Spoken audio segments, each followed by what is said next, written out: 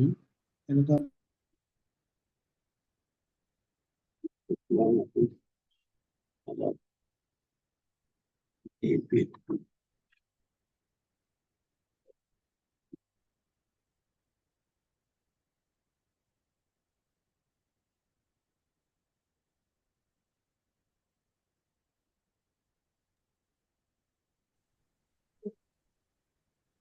আসসালামু আলাইকুম।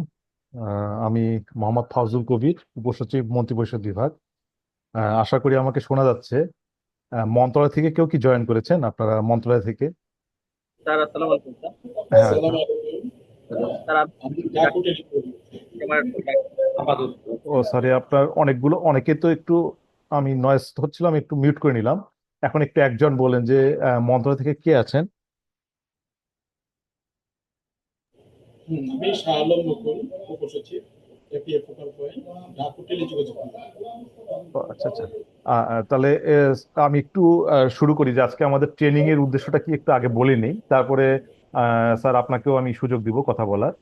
তো আমি শুরু করে নিই। আমি আমি আসলে এখানে যে শাখায় কাজ করি, যে অধিশাখায়, সেটা হচ্ছে যে আপনার এপিএ বাস্তবায়ন পরিবীক্ষণ 2 অধিশাখা। এই অধিশাখার একটা অন্যতম প্রধান কাজ হচ্ছে আমাদের এই সফটওয়্যারের মাধ্যমে মাঠ পর্যায় পর্যন্ত এপিএটাকে ছড়িয়ে দেওয়া এবং তার অগ্রগতি মনিটর করা। তো সেই উদ্দেশ্য থেকেই আসলে আজকের এই প্রশিক্ষণটা আয়োজন করা। আপনারা এই সফটওয়্যারে যারা যুক্ত আছেন, অনেকদিন ধরে যারা যুক্ত আছেন, তারা আসলে এই সফটওয়্যারের মোটামুটি কিভাবে এপিএ এন্ট্রি করতে হয়, কিভাবে অগ্রগতি এন্ট্রি করতে হয়, এই বিষয়গুলো আপনারা অবহিত আছেন।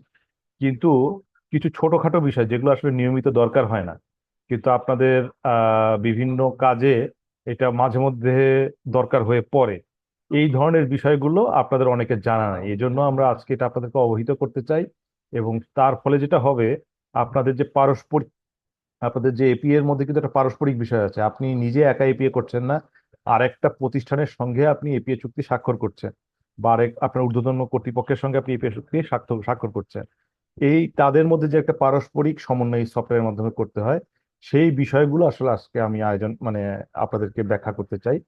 তো আশা করি, আমরা তো আসলে 5-6 মিনিট দেরি করে ফেলেছি, যাই হোক, আমরা 11:30টার মধ্যে এটা শেষ করব। আপনারা যদি এই অল্প সময়টা একটু যদি মনোযোগ ধরে রাখতে পারেন, আমার ধারণা যে আপনাদের সফটওয়্যার সম্পর্কে সবকিছুই জানা হয়ে যাবে। এবং যেই বিষয়গুলো আপনাদের জানা থাকা দরকার, আমি শুধুমাত্র সেই বিষয়গুলো টাচ করব। পুরাপুরি সফটওয়্যার নিয়ে সম্পূর্ণ আলোচনা আসলে আজকে আমরা করব না। আমাদের যে বেসিক জায়গাগুলো আমাদেরকে টাচ করা দরকার, আমরা সেই বিষয়গুলো আলোচনা করব। আমি আপনাদের আজকের প্রশিক্ষণ উপলক্ষে আপনাদের এপিএমএস সফটওয়্যারে কি কি কার্যক্রম, কোন কোন অফিস যুক্ত আছে, সেই বিষয়গুলো আমি আগে দেখে নিয়েছি। তো তাতে আমি যেটা দেখলাম যে আপনাদের মাঠ পর্যায়ের অফিসগুলো কিন্তু এখনো এপিএমএস সফটওয়্যারে আসেনি। তো আমাদেরকে এখনই একটা উদ্যোগ নিতে হবে যে মাঠ পর্যায়ের অফিসগুলোকে এপিএমএস সফটওয়্যার নিয়ে আসা। আমি জানি যে আপনাদের লোকবলের অভাব আছে, সেখানে টেকনিক্যাল লোকেরও অভাব আছে, কিন্তু আসলে এটা খুব বেশি কঠিন কাজ না। আপনাদেরকে বাই টার্ন ধীরে ধীরে এটা সফটওয়্যার নিয়ে আসতেই হবে। মানে কেন নিয়ে আসতে হবে এটা আমি আমার আলোচনার মধ্যেই উল্লেখ করব। প্রথমেই আসলে ওই বিষয়গুলো আলোচনা করতে চাচ্ছি না, কেন সফটওয়্যারের মাধ্যমে সবাইকে নিয়ে আসতে হবে। আপনার সফটওয়্যার বাইরে থেকে আসলে পারবেনও না, এরকম একটা পরিস্থিতি তৈরি হচ্ছে সামনে। তো সেই ব্যাখ্যাগুলো আমি আপনাদেরকে আজকে দিব। তো তার আগে যেটা বলে নিই যে আমরা আজকের এই জুম মিটিংটা রেকর্ড করছি। রেকর্ড করার কারণ হচ্ছে আহ, আমরা শেষেই, এটা আমার আলোচনা শেষ হয়ে গেলে আমি এটা আমাদের এপিএমএস সফটওয়্যার নোটিশ বোর্ডে রেকর্ডিংটা দিয়ে দিব, যাতে আপনাদেরকে নোট না নিতে হয়। আপনারা যদি কোনো জায়গাটা বুঝতে অসুবিধা হয়, আবার শুনে যেন আপনারা জিনিসটা ক্লিয়ার হতে পারে। ঠিক আছে, সেই জন্য আর কি আপনার আমরা আবার আসবো, আমাদের এই রেকর্ডিং এর মাধ্যমে আমরা শুনতে পারবো। তো যাই হোক, এখন যেটা প্রথমে আলোচনা করতে চাচ্ছি, আমরা এখন স্ক্রিন শেয়ার করব। স্ক্রিনটা শেয়ার করছি। আমি একটু কেটে নেই।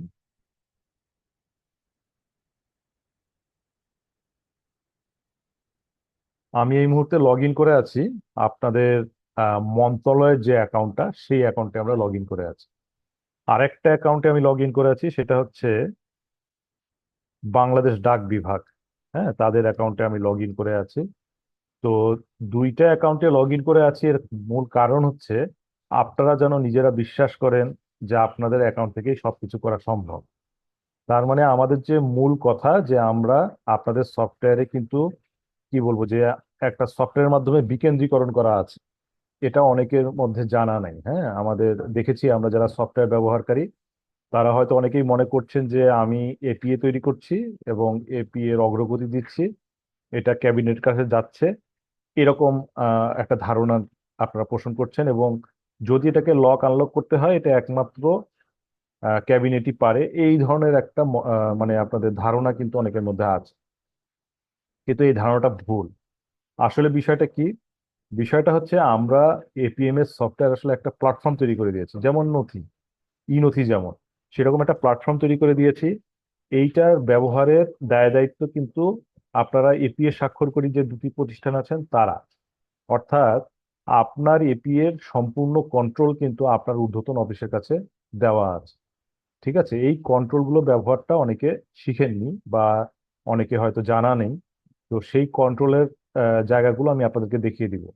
তো আমরা আহ, এটা শুরু করার আগে আপনাদের যেটা বলতে চাচ্ছি যে আমরা যখন এই কন্ট্রোলগুলো আপনাদেরকে দিয়েছি যে আপনারা আপনাদের আওতাধীন অফিসগুলোকে কন্ট্রোল করতে পারবেন, তো তখন আমরা দেখলাম যে ধরেন আপনাদের একটা উপজেলা লেভেলের অফিস আছে। তো উপজেলা লেভেলের অফিস আহ, জেলা লেভেলের অফিসের সঙ্গে এপিএ স্বাক্ষর করছে। এখন জেলা লেভেলের যিনি আছেন তিনি আসলে আপনাদের এপিএটাকে কিভাবে কন্ট্রোল করবেন সেই মেকানিজমটা জানেন না। তো যখন আমরা এটা দেখলাম তখন আমরা কি করেছি, তখন আমরা করেছি যে শুধুমাত্র উপজেলা অফিসের এপিএটা জেলা অফিসই কন্ট্রোল করতে পারবে না, জেলার উপরে যদি আঞ্চলিক বিভাগীয় অফিস থাকে তারাও কন্ট্রোল করতে পারবে, আঞ্চলিক বিভাগীয় অফিসের উপরে যে দপ্তর সংস্থা তারাও সেই উপজেলার এপিএটা কন্ট্রোল করতে পারবে, মন্ত্রণালয় পারবে, ক্যাবিনেট পারবে। অর্থাৎ আপনার এই লাইনের লাইনের যে অতগুলো অফিস আছে আপনার ঊর্ধ্বতন, সবাই আপনাদের এপিএটাকে কন্ট্রোল করতে পারবে। তাতে সুবিধাটা কি? তাতে সুবিধাটা হচ্ছে আপনার যে টেকনিক্যাল হ্যান্ড, অর্থাৎ আপনার যদি ঊর্ধ্বতন অফিসের টেকনিক্যাল হ্যান্ড এটা ফেল করে, তাহলে আপনি আরো কয়েকটা জায়গায় এটা বলার জন্য স্কোপ পাচ্ছেন। তো এই জন্য আজকে প্রথম যে আমাদের যে কথাটা আমাদেরকে শিখতে হবে সেটা হচ্ছে যে আমার এপি এর কন্ট্রোল আমার ঊর্ধ্বতন অফিসের কাছে আছে, তার ঊর্ধ্বতন অফিসের কাছে আছে, তার ঊর্ধ্বতন মানে সবার কাছে আছে। আমি যদি কোথাও আটকে যাই তাহলে সরাসরি যে আমার ক্যাবিনেট থেকে জিনিসটা সলভ করে আনতে হবে বিষয়টা তা না। বিষয়টা হচ্ছে যে আপনার সবার হাতেই কন্ট্রোল আছে। হয়তো কেউ কেউ প্রশিক্ষণ পেয়েছেন অথবা কেউ কেউ এই সফটওয়্যারটা ব্যবহার করে উনি অভ্যস্ত, এই জন্য উনি এটা পারেন, আবার কেউ কেউ পারেন না। তো আপনারা নিজেরা যেটা করবেন, আমরা জানি যে আপনাদের একটা হোয়াটসঅ্যাপ গ্রুপ আছে, এখানে আপনারা শেয়ারিং করেন। তো সেই এপিএ নিয়ে বিভিন্ন জিনিস শেয়ারিং করেন, তো সেই শেয়ারিং এর মধ্যে আপনারা যদি এটা আলোচনা করে নেন যে আমি এখানে এই জায়গায় আটকে গিয়েছি, এটা কিভাবে সলভ করব, দেখবেন যে আপনারা পারস্পরিক সহযোগিতা করে এই জিনিসগুলোকে সলভ করে ফেলতে পারবেন। আজকে আমরা আপনাদেরকে সেই অস্ত্রগুলো শিখিয়ে দিব যে কোথায় কোথায় এই অস্ত্রগুলো প্রয়োগ করা যায়। তো দেখা যাক। প্রথমেই আমি দেখতে চাই যে আমরা আমাদের এপিএ দাখিলের অবস্থাটা কি। আপনাদের অফিসের সংখ্যা যেহেতু মোটামুটি কমই বলবো আমি অন্যান্য মন্ত্রণালয়ের তুলনায়, তো সেই জন্য আপনাদের দাখিলের অবস্থাও বেশ ভালো, আমি এটা গতকালকে দেখেছি। এই জায়গাটা আপনারা কোথা থেকে দেখবেন সেইটা আমরা প্রথমে দেখাতে চাই আপনাকে। এই যে আওতাধীন অফিস ব্যবস্থাপনা, এই আওতাধীন অফিস ব্যবস্থাপনার মধ্যে দাখিলের অবস্থা, এই দাখিলের অবস্থায় গিয়ে আপনি এপিএ দাখিলের অবস্থায় যদি যান, তাহলে সেখানে আপনি দেখবেন প্রথমে 2000, ধরলাম আমি 24-25-এর এপিএটাই দেখতে চাচ্ছি। এবং আপনার এটা সরি ডাক বিভাগের, তো আমি ডাক বিভাগের অ্যাকাউন্ট থেকে না, আমি মন্ত্রণালয়ের অ্যাকাউন্ট থেকে এটা দেখতে চাচ্ছি। সেটা হচ্ছে দেখেন হ্যাঁ, এই আওতাধীন অফিস ব্যবস্থা এপিএ দাখিলের অবস্থা।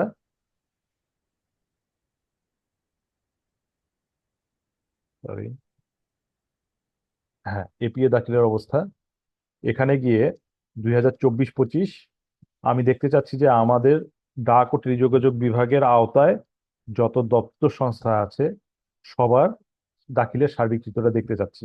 আবার একটা একটা করেও দেখা যায় যে আপনার শুধুমাত্র এই অফিসেরটা দেখা যায়, কিন্তু আমি চাচ্ছি সার্বিক সব দপ্তর সংস্থার অবস্থাটা কি আপনাদের আওতায়। তো তাদের সার্বিক অবস্থাটা আমরা এইভাবে দেখতে পাচ্ছি। এই জায়গাটা আমি প্রথমে ট্রেনিং এর প্রথমে কারণ নিয়ে আসলাম, সেটা আমি ব্যাখ্যা করছি। দেখেন এখানে একটা যে জায়গা আছে অবস্থা, অর্থাৎ আপনার 2024-25 অর্থ বছরের এপিএটা এই মুহূর্তে কোন অবস্থায় আছে, এইটা আপনাকে দেখতে গেলে এই জায়গায় কমান্ড চালিয়ে এটা দেখতে হবে। যে আমরা দেখতে পাচ্ছি চূড়ান্ত এপিএ দাখিল হয়েছে এবং লক অবস্থায় আছে, এই স্ট্যাটাসটা আমরা এখানে দেখতে পাচ্ছি। এখন এই স্ট্যাটাস গুলো আপনাদেরকে একটু বুঝতে হবে যে আমরা ধরেন যে কোনো একজন আপনার আওতায় এই যে যেমন দপ্তর সংস্থা, ধরলাম যে কোনো একটা দপ্তর সংস্থা আমাদের, আমি যদি আরেকটা লেয়ারে যাই, বিভাগীয় অফিস, দেখেন এখানে বাংলাদেশ ডাক বিভাগের আওতায় আমরা 60টা অফিসকে দেখতে পাচ্ছি। তাহলে এই 60টা অফিসের কন্ট্রোল কিন্তু বাংলাদেশ ডাক বিভাগকে করতে হবে। যদি তারা কোনো সমস্যায় পড়ে আমাদের সফটওয়্যারে, তাহলে সেটা সমাধানের দায় দায়িত্ব কিন্তু বাংলাদেশ ডাক বিভাগের। এই জন্য ডাক বিভাগ থেকে যারা যুক্ত হয়েছেন, তারা এই সফটওয়্যার সংক্রান্ত যে সমস্যাগুলো, সেগুলো সমাধান করে দিবেন কাদের জন্য? এই 60টা অফিসের ক্ষেত্রে। আবার যদি আমি আঞ্চলিক অফিসে যাই, দেখেন এখানে বাংলাদেশ টেলিকমিউনিকেশন কোম্পানি লিমিটেড অর্থাৎ বিটিসিএল এর আওতায় আমরা 10টা আঞ্চলিক অফিস দেখতে পাচ্ছি। তাহলে যেহেতু বাংলাদেশ টেলিকমিউনিকেশন কোম্পানি লিমিটেড, তারা এই 10টা অফিসকে তাদের কন্ট্রোল করতে হবে এই সফটওয়্যারের মাধ্যমে। কন্ট্রোলটা কি জিনিস সেটা আমি দেখাচ্ছি পরে, কিন্তু মোট কথা হচ্ছে যে ঊর্ধ্বতন অফিস তার আওতাধীন অফিসের সফটওয়্যারের সকল কন্ট্রোলগুলো করবে। যদি কোনো কারণে ফেল করে, তাহলে এই বাংলাদেশ টেলিকমিউনিকেশন কোম্পানি লিমিটেড, ধরলাম যে এইখানে যিনি আছেন উনি এটা সমাধান করতে পারছেন না, তখন তিনি তিনি যার সঙ্গে এপিএ করেন, অর্থাৎ বিটিসিএল যার সঙ্গে এপিএ করেন, যদি যদি ওটা মন্ত্রণালয় হয়, তখন তিনি মন্ত্রণালয়কে বলবেন, তারা আবার সহযোগিতা করতে পারবে। মন্ত্রণালয় যদি এটা সলভ করতে না পারে, তখন মন্ত্রণালয় আবার সেটা ক্যাবিনেটকে বলবে, কারণ যেহেতু মন্ত্রণালয় ক্যাবিনেটের সঙ্গে এপিএ করে। অর্থাৎ মোট কথা এটা একটা চেইন তৈরি করে দেওয়া হয়েছে, কিন্তু এইটা ইমিডিয়েট দায় দায়িত্ব হচ্ছে যে যার সঙ্গে এপিএ সাইন করে, তার দায়িত্ব হচ্ছে তার সফটওয়্যারের সমস্ত কিছু সমাধান করা। তো এই সমাধানগুলো কিভাবে করবেন আমরা সেটাই এখন আলোচনা করছি। তো প্রথমে আমি দপ্তর সংস্থার অবস্থায় গিয়েছিলাম, সেখানে বলা হচ্ছে চূড়ান্ত এপিএ দাখিল হয়েছে এবং লক অবস্থায় আছে। এই মুহূর্তে আমার এপিএ গুলো কোন স্ট্যাটাসে থাকা দরকার?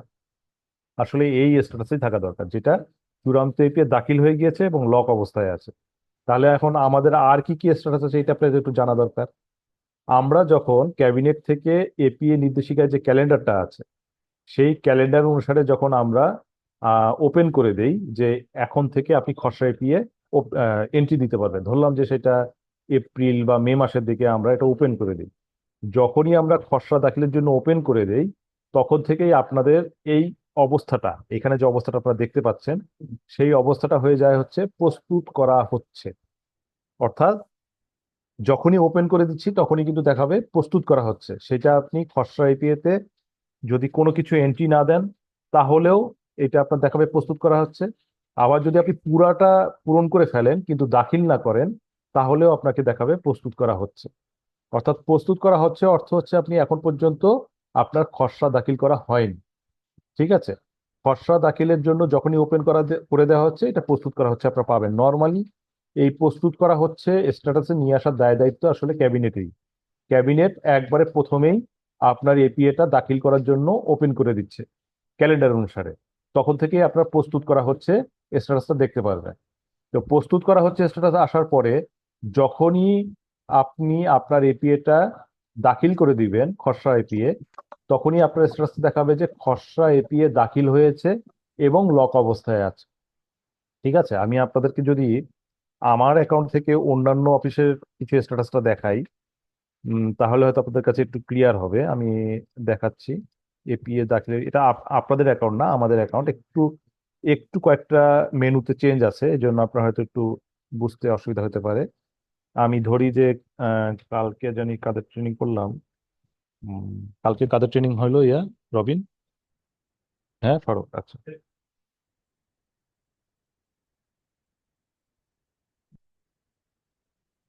আমি একটু আপনাদেরকে দেখাতে চাচ্ছি। এই যে দেখেন, প্রস্তুত করা হচ্ছে, আমি এইটার কথা আলোচনা করছিলাম যে প্রস্তুত করা হচ্ছে। এটার অর্থ হচ্ছে কিন্তু তিনি খসড়া এপিএ দাখিল করতে মিস করেছেন। তো আমাদের এখন পর্যন্ত যেটা অবজারভেশন, আপনাদের দেখেন যে আপনারা মূলত এখন বিভাগীয় এবং আঞ্চলিক অফিস পর্যন্ত আছেন, কিন্তু আপনাদের যদি জেলা এবং উপজেলা পর্যায় পর্যন্ত অফিসে যেতে হয়, তখন দেখবেন যে এই ভুল করার প্রবণতা, যে আপনার সময়টা মিস করার প্রবণতা অনেক বেশি। তখন দেখবেন যে আপনার কিছু অফিস পাবেন যে এখন চূড়ান্ত এপিএ দাখিল হয়েছে এবং লক অবস্থায় আছে এই স্ট্যাটাসে না থেকে প্রস্তুত করা হচ্ছে এই স্ট্যাটাসেও থাকতে পারে। তখন আপনি তাদের জন্য কি করতে পারেন সেটা নিয়ে আসলে আমরা আজকে আলোচনা করছি। তো প্রস্তুত করা হচ্ছে স্ট্যাটাসটা কতক্ষণ পর্যন্ত থাকবে, যতক্ষণ পর্যন্ত আপনি খসড়া দাখিল না করছেন। যখনই আপনি খসড়া দাখিল করবেন তখন আপনার স্ট্যাটাসটা আসবে খসড়া এপিএ দাখিল হয়েছে এবং লক অবস্থায় আছে। দেখেন যে এরকম আপনার চলে আসবে যে খসড়া এপিএ দাখিল হয়েছে এবং লক অবস্থায় আছে। এখন এই লক অবস্থায় কেন, খসড়া দাখিল করলেই কেন লক হয়ে যায়? কারণ হচ্ছে যে যদি আপনি খসড়া দাখিল করেন তার অর্থ এটা আসলে আপনার ঊর্ধ্বতন কর্তৃপক্ষের কাছে এপিএটা সাবমিটেড। তখন আপনার ঊর্ধ্বতন কর্তৃপক্ষের দায়িত্ব হচ্ছে তিনি আপনার এপিএটা যাচাই বাছাই করে দেখবেন যেখানে ঠিক আছে কিনা, কোনো ভুল আছে কিনা। ওই অবস্থায় যদি আপনি এডিট করতে থাকেন তাহলে তো আসলে পরিবর্তনশীল জিনিসের উপরে কোনো মতামত দেওয়া যায় না। এই জন্য এটা লক হয়ে যায়। তো যখন ঊর্ধ্বতন কর্তৃপক্ষ এটা দেখছে, দেখার পরে উনি বললেন আমার এই জায়গায় এটা পছন্দ হয়নি, আপনারা ঠিক করে দেন। তো ঠিক করে দেওয়ার কথা বললেন, কিন্তু দেখেন তাহলে ঠিক করে দিবে কি করে? কারণ আপনার এপিএ তো আপনি লক করে লক অবস্থায় আছে, আপনি ঠিক করবেন কিভাবে? তো নর্মালি যেটা হয় ক্যাবিনেট থেকেই আমাদের ক্যালেন্ডার অনুসারে চূড়ান্তের জন্য ওপেন করে দেওয়া হয়, এই জন্য আপনার চূড়ান্তটা ওপেন পান। কিন্তু নর্মালি কিন্তু এটা যদি ক্যাবিনেট থেকে ওপেন করে না দেয় তখন কিন্তু এইটা ওই ঊর্ধ্বতন অফিসকে ওপেন করে দিতে হবে আপনাদের এপিএটাকে, যে চূড়ান্ত দাখিলের জন্য ওপেন করে দেওয়া হয়েছে। তখন আপনার স্ট্যাটাসটা কিরকম আসবে, যদি ক্যাবিনেটই ওপেন করে দেখ বা আপনার ঊর্ধ্বতন কর্তৃপক্ষ যেই ওপেন করে দেখ, তখন আপনার স্ট্যাটাসটা আসবে চূড়ান্ত সরি চূড়ান্ত এপিএ দাখিলের জন্য খুলে দেওয়া হয়েছে। দেখি এরকম কোন স্ট্যাটাস এখানে দেখাচ্ছে কিনা। এই যে চূড়ান্ত এপিএ দাখিলের জন্য খুলে দেওয়া হয়েছে, এইরকম একটা স্ট্যাটাস আপনারা তখন পাবেন। যখনই দেখবেন খুলে দেওয়া হয়েছে তখনই বুঝতে পারবেন যে ওই এন্ডে তার এপিএটাকে তিনি এখন এডিট করতে পারবেন। নর্মালি এটা ক্যালেন্ডার অনুসারে ক্যাবিনেট খুলে দেয়, কিন্তু ক্যাবিনেটের খুলে দেওয়ার সময়ে যদি আপনি ফেল করেন তাহলে সেটা আপনি খুলে দিতে পারবেন। তো সেটা খুলে দিলে তখন আপনার স্ট্যাটাস আসবে চূড়ান্ত এপিএ দাখিলের জন্য খুলে দেওয়া হয়েছে। এখন আপনি একটা প্রশ্ন করতে পারেন আমাকে, সেটা আমি আগে থেকে উত্তর দিয়ে দিই। আপনারা বলবেন যে ক্যাবিনেটের সময়ের বাইরেও কি আমরা তাহলে খুলে দিব, আমাদের খুলে দেওয়া ঠিক হবে? এইটা নিয়ে আমি একটু পরে আলোচনা করব আপনাদেরকে, যে আসলে খুলে দিবেন কি দিবেন না। এই বিষয়টাও কিন্তু একটা কঠিন ডিসিশনের বিষয় আর কি। তো সেটা কখন করবেন না করবেন এই বিষয়গুলো আমি একটু পরে আলোচনা করছি। আগে আমি টেকনিক্যাল পার্টটুকু মানে আপনাদের যেটা কিভাবে কমান্ডটা দেয় সেটা আমি আপনাদেরকে আগে একটু দেখিয়ে দিচ্ছি। তো চূড়ান্ত এপিএ দাখিলের জন্য খুলে দেওয়া হয়েছে যখন পাচ্ছেন, তখন ওই দিকের যে ব্যবহারকারী তিনি আপনার আবার এপিএটাকে এডিট করতে পারবেন। তিনি অ্যাড এডিট বাটন পাবেন। তো অ্যাড এডিট বাটন পাওয়ার পরে উনি প্রয়োজনীয় সংশোধন করে নেবেন। সংশোধন করে নেওয়ার পরে উনি কি করবেন, চূড়ান্ত এপিএ দাখিল করে দিবেন। যখনই উনি চূড়ান্ত এপিএ দাখিল করে দিবেন তখন ওনার স্ট্যাটাসটা দেখাবে চূড়ান্ত এপিএ দাখিল হয়েছে এবং লক অবস্থায় আছে। এইটাই হচ্ছে আমার ফাইনাল স্টেপ আপনার এপি এর। পুরা বছর জুড়ে এই স্ট্যাটাসেই থাকবে। যদি এই স্ট্যাটাসে না থাকে তাহলে আপনাদের দায় দায়িত্ব আছে যে আপনারা কি করবেন। দেখেন আপনাদের একটা লেয়ারে এইরকম একটা পরিস্থিতি আছে, সেটা আমি দেখাচ্ছি আপনাদের। খুব সম্ভবত আঞ্চলিক লেভেল পর্যন্ত অফিস আছে। এই লেভেলের অফিসগুলো আপনারা একটু খেয়াল করে দেখেন। বাংলাদেশ টেলিকমিউনিকেশন কোম্পানি লিমিটেড যে, তাদের আওতায় যে আপনার আঞ্চলিক অফিসগুলো, তাদের প্রত্যেকেরই ক্ষেত্রেই চূড়ান্ত এপিআইটা দাখিল করতে ওনারা ভুলে গিয়েছেন। এখানে বলা হচ্ছে চূড়ান্ত এপিএ দাখিলের জন্য খুলে দেওয়া হয়েছে, তার মানে ঊর্ধ্বতন কর্তৃপক্ষকে আর কিছু করতে হবে না। এটা হয়তো ক্যাবিনেটের কমান্ডেই ওপেন হয়ে আছে। উনি ইচ্ছা করলে এখন এডিট করতে পারবেন তার এপিএ এবং তারা দাখিল করে ফেললেই হয়ে যাবে, অর্থাৎ চূড়ান্তটা দাখিল করলেই হয়ে যাবে। 10টি অফিসে কিন্তু একই স্ট্যাটাসে আছেন। তো বিটিসিএল এর যিনি এখানে উপস্থিত আছেন তাদের দায় দায়িত্ব হচ্ছে ওনাদেরকে বলে, এখনো দেখেন সময়ের বাইরেও কিন্তু আমরা এটাকে খুলে রেখেছি। ঠিক আছে, এখন এটা খোলা আছে কিনা আমরা ইচ্ছা করেই কিন্তু আপনাদের অ্যাকাউন্টে এটাকে শো করি না। হ্যাঁ, আমাদের শো করার অপশনও আছে, কিন্তু আমরা শো করি না। কারণ হচ্ছে যে আপনারা সময়ের মধ্যে দেন এটা আমরা চাই, কিন্তু সময়ের মধ্যে না দিলে কি শাস্তি সেটা কিন্তু এখন পর্যন্ত ডিফাইন করা হয়নি। এটা ধীরে ধীরে আমাদের এখানে ডিফাইন করা হবে। তো আপনারা যেহেতু মাঠ পর্যায়ের অফিস, এই জন্য এখনো জিনিসটা রিল্যাক্স। কিন্তু আমাদের মন্ত্রণালয় এবং দপ্তর সংস্থা যদি মিস করে তাহলে কিন্তু আমরা এটা আর ক্যাবিনেট থেকে এটা খুলে দেই না। কিন্তু যদি মাঠ থেকে রিকোয়েস্ট আসে, আপনারা জানবেন আমার সঙ্গে যাদের আপনাদের অনেকের হয়তো কথাবার্তা হয়, আপনারা দেখবেন যে মাঠের কেউ যদি মিস করে আমরা এটা সহজেই ওপেন করে দিই, যে ঠিক আছে তাদের মধ্যে এপিএর সংস্কৃতিটা এখনো সেভাবে গড়ে ওঠেনি। গত দুই দুই বছরের মধ্যেই আসলে আমরা এই অফিসগুলোকে যুক্ত করেছি তো তারা একটু অভ্যস্ত হয়ে উঠুক। তারা যদি একবার পিছিয়ে পড়ে, আপনার এপিএ তো একটা সময়ের ট্রেনের মতো, আপনি যদি একবার মিস করে ফেলেন আপনার চূড়ান্ত, তখন দেখা যাচ্ছে আপনি ফার্স্ট কোয়ার্টার দিতে পারছেন না, সেকেন্ড কোয়ার্টার দিতে পারছেন না ইত্যাদি, মানে পদে পদে আপনি আটকে যাবেন। তো যদি আপনি তাকে আবার লাইন আপে না নিয়ে আসতে পারেন তাহলে সে আসলে পুরো বছর জুড়েই আর এপিএ করতে পারবে না, তারা আসলে পিছিয়ে যাবে।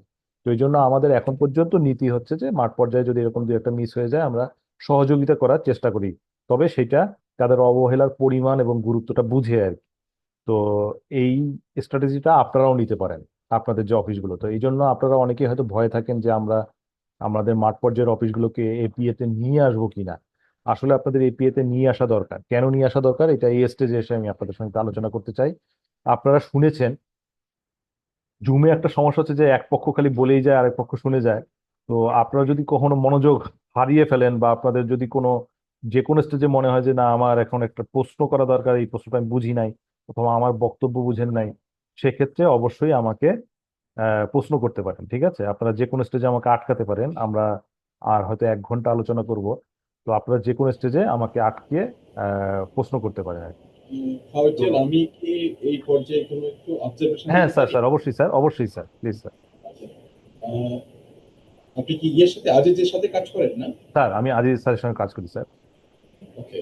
তো একটা বিষয় হলো যে এফপিএ তো আসলে খুবই একটা কাঠামোগত একটা ইস্যু। জি আমরা স্যার। এটা মেটিকুলাসলি করার চেষ্টা করি, জি স্যার। কিন্তু করতে গিয়ে যে আহ, ধরেন ক্যাবিনেট ডিভিশন সংস্কার যে ডিভিশনটা আছে, জি স্যার। সেখানে একটা চমৎকার একটা কাঠামো আছে এবং এক ধরনের কি বলে যে ইম্পেরিক্যাল নলেজ বলি বা প্র্যাকটিসের মাধ্যমে একটা একটা জি সুন্দর জায়গায় গিয়েছে। জি কিন্তু লাইন মিনিস্ট্রি গুলো বা ডাউন দ্য লাইন আমাদের ডিপার্টমেন্ট গুলো, ফিল্ড অফিস গুলো, সেই জায়গাগুলিতে একটু বড় প্রবলেম হলো যে জনবলের যে ঘাটতিটা মানে এক কথা শুনতে শুনতে ভালো লাগে না। জি একই কথা বারবার বলা হয়, যেমন ট্রাফিক জ্যামের কথা শুনলে কেউ পছন্দ করে না। স্যার। এটা হলো যে অ্যাসাইন কোনো অফিসার আমরা দিতে পারছি না। স্যার। আমার কথা আমি বলি, আমি পার্সোনালি আমি এখন 6টা দায়িত্বে আছি। আমি মানে নিরীক্ষার 2টা শাখা, এখানে প্রায় পদ্মা সেতুর 3 গুণ আছে। আমাদের 83,000 কোটি টাকা এখন অডিট আমাদের। জি স্যার। তার মানে পদ্মা সেতুর দাম 30 কোটি টাকা হলে 3টা পদ্মা সেতু বানানো যাবে। এটা মেঘ বিচ্যুতটা বুঝাইলাম, এটা আমার ঘাটে 2টা টাকা। ঢাকের একটা জায়গা আছে যেখানে ক্যাডার নিয়ন্ত্রণ হয়। জি স্যার। তখন একটা ক্যাডার নিয়ন্ত্রণ করতে গেলে 2টা 3টা শাখা লাগে, একটা ক্যাডার। আর এসিএর এসিএর ঠিক করতে তো একটা মানুষ লাগে, একটা ক্যাডার অফিসার। তারপরে আপনার ধরেন বাজেটটা আমার ঘাড়ের উপরে, তো বাজেটের 2টা শাখা। জি স্যার। তারপরে যদি আমি এপিএ ফোকাল পয়েন্ট পাই, তারপর কিভাবে অ্যাটেনশনটা দেওয়া সম্ভব? একটা গেল বিষয়। মুশকিলটা হলো যে আমি বারবার আমার অথরিটিকে বলতেছি যে আপনি একটা অধি শাখা করলেন এপিএর জন্য, সুশাসন শাখা অথবা এপিএ শাখা, যে নামে করেন না কেন, একটা চিঠিও আছে, জি কিন্তু স্যার। কর্তৃপক্ষ কোনোভাবে এটা বোঝানো যায় না। জি স্যার। এটা যদি একটা কাঠামো থাকে তাহলে সেই সাপোর্টিং জনবলটা থাকে। একটা চিঠি এসে আমি কারে মার্ক করবো? একটা ফোকাল পয়েন্টের উপর সমস্ত দায়িত্ব দিয়ে রাখছে। তাহলে তার চিঠিগুলো একটা ফাইল খোলা, একটা চিঠি ইস্যু করা, মেমো দেওয়া, পত্র প্রাপ্তি, পত্র ইস্যু, মুভমেন্ট রেজিস্টার, একটা কিছু তো কাঠামো লাগবে, যেটা আপনাদের আছে। মিনিস্ট্রি গুলো বা সংস্থাগুলো ওই এইখান থেকে টেনে, ওখান থেকে টেনে, ওখান থেকে টেনে এগুলো করতেছে। আমাদের একটা চমৎকার প্ল্যাটফর্ম আছে এই প্ল্যাটফর্মে, কিন্তু তারপরেও কিন্তু একটা ব্যাকগ্রাউন্ড ডকুমেন্ট লাগে। জি স্যার। আমরা যখন ই নথিতে উঠাই, তারপরে কিছু কিছু কাজ কিন্তু ম্যানুয়ালি করতে হয়। জি স্যার। ম্যানুয়াল খুললেই কিন্তু আমি মানে ই নথিতে উঠাইতে পারছি না বা ডি নথিতে উঠছি না। এটার জন্য আমাদের এক্সারসাইজের জন্য একটা কাগজ লাগে, যে আমি যখন আমি মূল জায়গাটাতে ফাইনালি উঠাবো তার জন্য আহ, তার আগের যে উৎকর্ষ সাধন, এইখানে মেধা খাটানো, এটা মানে সংশোধন করা, আরো উৎকর্ষ করা, সেটা একটু ম্যানুয়ালি হয়, সময় লাগে। জি তো স্যার। আমার আপিলটা একটা জায়গায় ক্যাবিনেট থেকে কড়া নির্দেশ দিয়ে দেন যে এপি এর জন্য একটা শাখা থাকতে হবে, স্যার। স্যার। কোনো কথা নেই, জি এটা স্যার। অতিরিক্ত দায়িত্ব থাকবে। তাহলে ওই অফিসার অতিরিক্ত দায়িত্ব থাকলো, তার এখানে 2-3 জন, একজন একজন পিয়ন পাবে, একজন এও পাবে, একজন স্টেনো পাবে। তাহলে এই চিঠিগুলো বিলি করা, মানুষগুলিকে ডেকে নিয়ে মিটিং এ বসানো, জি তখন স্যার। তো একটা পিয়ন তো লাগে, একটা স্টেনো তো লাগে, বা একটা জি স্যার। কম্পিউটার অপারেটর লাগে। তো উইদাউট বিইং দিস থিং, একজন এপিএ ফোকাল পয়েন্ট বা একজন শাখা প্রবন্ধক কিছু করতে পারবে না, তখন তার উপর লোড হয়ে যায়। তো স্ট্রাকচারটা নাই, স্ট্রাকচার নাই। স্ট্রাকচারের জন্য কড়া একটা বার্তা দেওয়া উচিত সচিবের বরাবরে, যে আজকে থেকেই আপনার একটা শাখা খুলবে, জি স্যার। শাখার দায়িত্বে আমি থাকবো, কোনো প্রবলেম নেই, বাট আমার তো কাঠামোটা থাকবে। আমার এই কথাই, এবং এটা দপ্তর সংস্থার বেলা একই কথা শুনতে হয়। অনেক জায়গায় অনেক মিনিস্ট্রিতে শাখা খুলে ফেলেছে, ওদের শাখা খুলে ফেলেছে, সেখানে কিন্তু তারা ভালো কাজ করছে। আমি সাথে ছিলাম, সেখানে কিন্তু এপিএ কর্মকর্তা নামে একজন কর্মকর্তা, সে স্যার। চমৎকার কাজ করছে। জি স্যার। এবং এই যে যুবক্রিয়াতে এবং অন্যান্য জায়গায় ওই নামে একটা সুশাসন শাখা, সেখানে এপিএর যে 5টা কম্পোনেন্ট, জি কাজ স্যার। কিন্তু কম না। এই 5টা কাজের অ্যাঙ্করিং করতে পারে সে, 5টা জি ফাইল হতে পারে এপিএ জিআরএস, সে অন্যান্য জায়গায় ফোকাল পয়েন্ট থাকতে পারে, কিন্তু শাখাটা সে ফেসিলিটেট করতে পারে, কাগজটা এগিয়ে দিতে পারে, জি স্যার। কাগজগুলো সংরক্ষণ করতে পারে, একটা রেকর্ড, মানে কি বলে, রেকর্ডের একটা জায়গা থাকতে পারে। স্যার। তো এপিএর এই কারণে রেকর্ডের কোনো জায়গা নেই, হাতে হাতে হাতে হাতে। এটাই সেন্সিটাইজ করার জন্য আপনাকে বলা আমার একটু স্যার বিশ্বাস। Sir sir thank you sir. আসলে স্যার এটা নিয়ে কাজ চলছে স্যার। আমরা যেমন আহ, আসলে ইতিমধ্যেই কিন্তু একটা পরিপত্র জনপ্রশাসন মন্ত্রণালয় থেকে জারি করা আছে স্যার অনেক আগেই। সেটা হচ্ছে যে এই গবেষণা এবং সংস্কার রিলেটেড একটা অনুবিভাগ খোলার জন্য।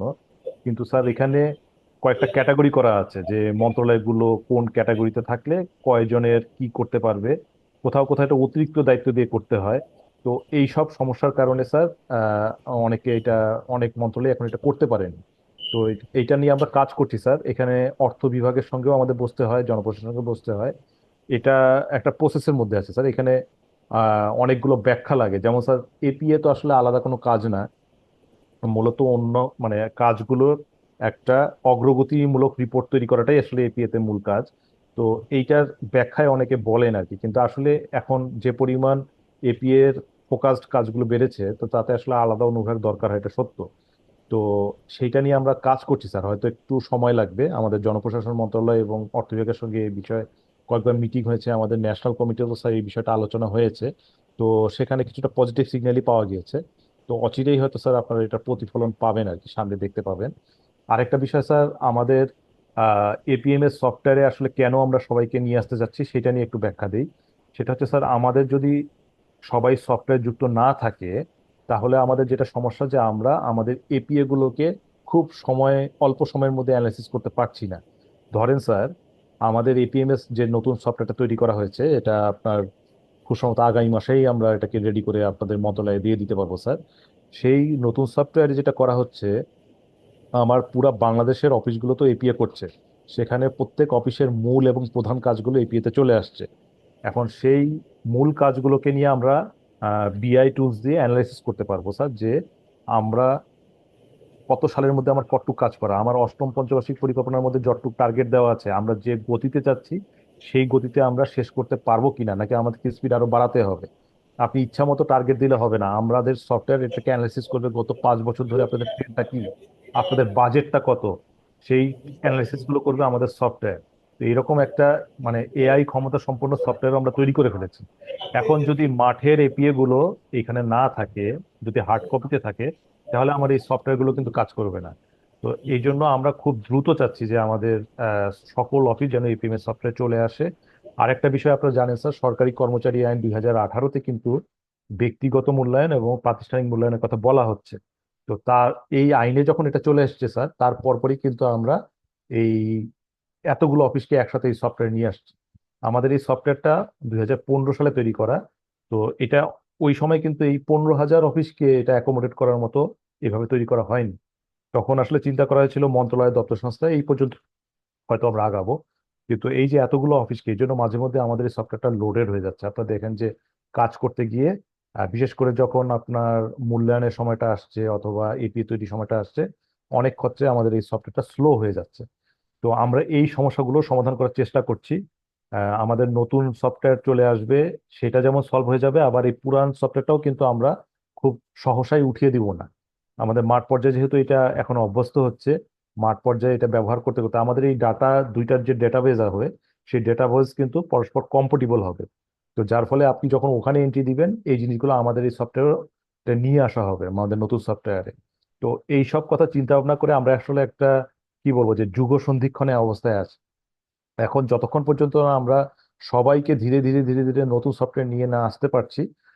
এবং আরেকটা কথা হয়তো আমি বলতে ভুলে গেলাম, সেটা হচ্ছে যে এই সফটওয়্যারের মাধ্যমেই কিন্তু আপনারা ধীরে ধীরে, একটু আগে আমরা বলেছি যে ব্যক্তিগত এবং প্রাতিষ্ঠানিক মূল্যায়নটাকে লিঙ্ক করা হবে। সেই লিঙ্কটা হবে কিন্তু জনপ্রশাসন মন্ত্রণালয়ের এপিএআর, আপনার নাম শুনেছেন যেটা, সেই এপিএআর সফটওয়্যারের সঙ্গে। এখন আপনি এপিএ তে যদি আপনার প্রতিষ্ঠান খারাপ করে, আপনার উপর কিন্তু কোনো প্রভাব পড়ে না, মানে আপনার পারফরমেন্সে কোনো প্রভাব পড়ে না। কিন্তু জনপ্রশাসন মন্ত্রণালয় এবং ক্যাবিনেট যেটা কাজ করছে, যে আপনার প্রতিষ্ঠানের যদি পারফরমেন্স খারাপ হয়, তাহলে আপনার ব্যক্তির ওই রিলেটেড যে কাজ আছে সেটাতে যদি আপনি নাম্বার কম পান, তাহলে আপনার এসিআরও তার একটা এফেক্ট চলে আসবে।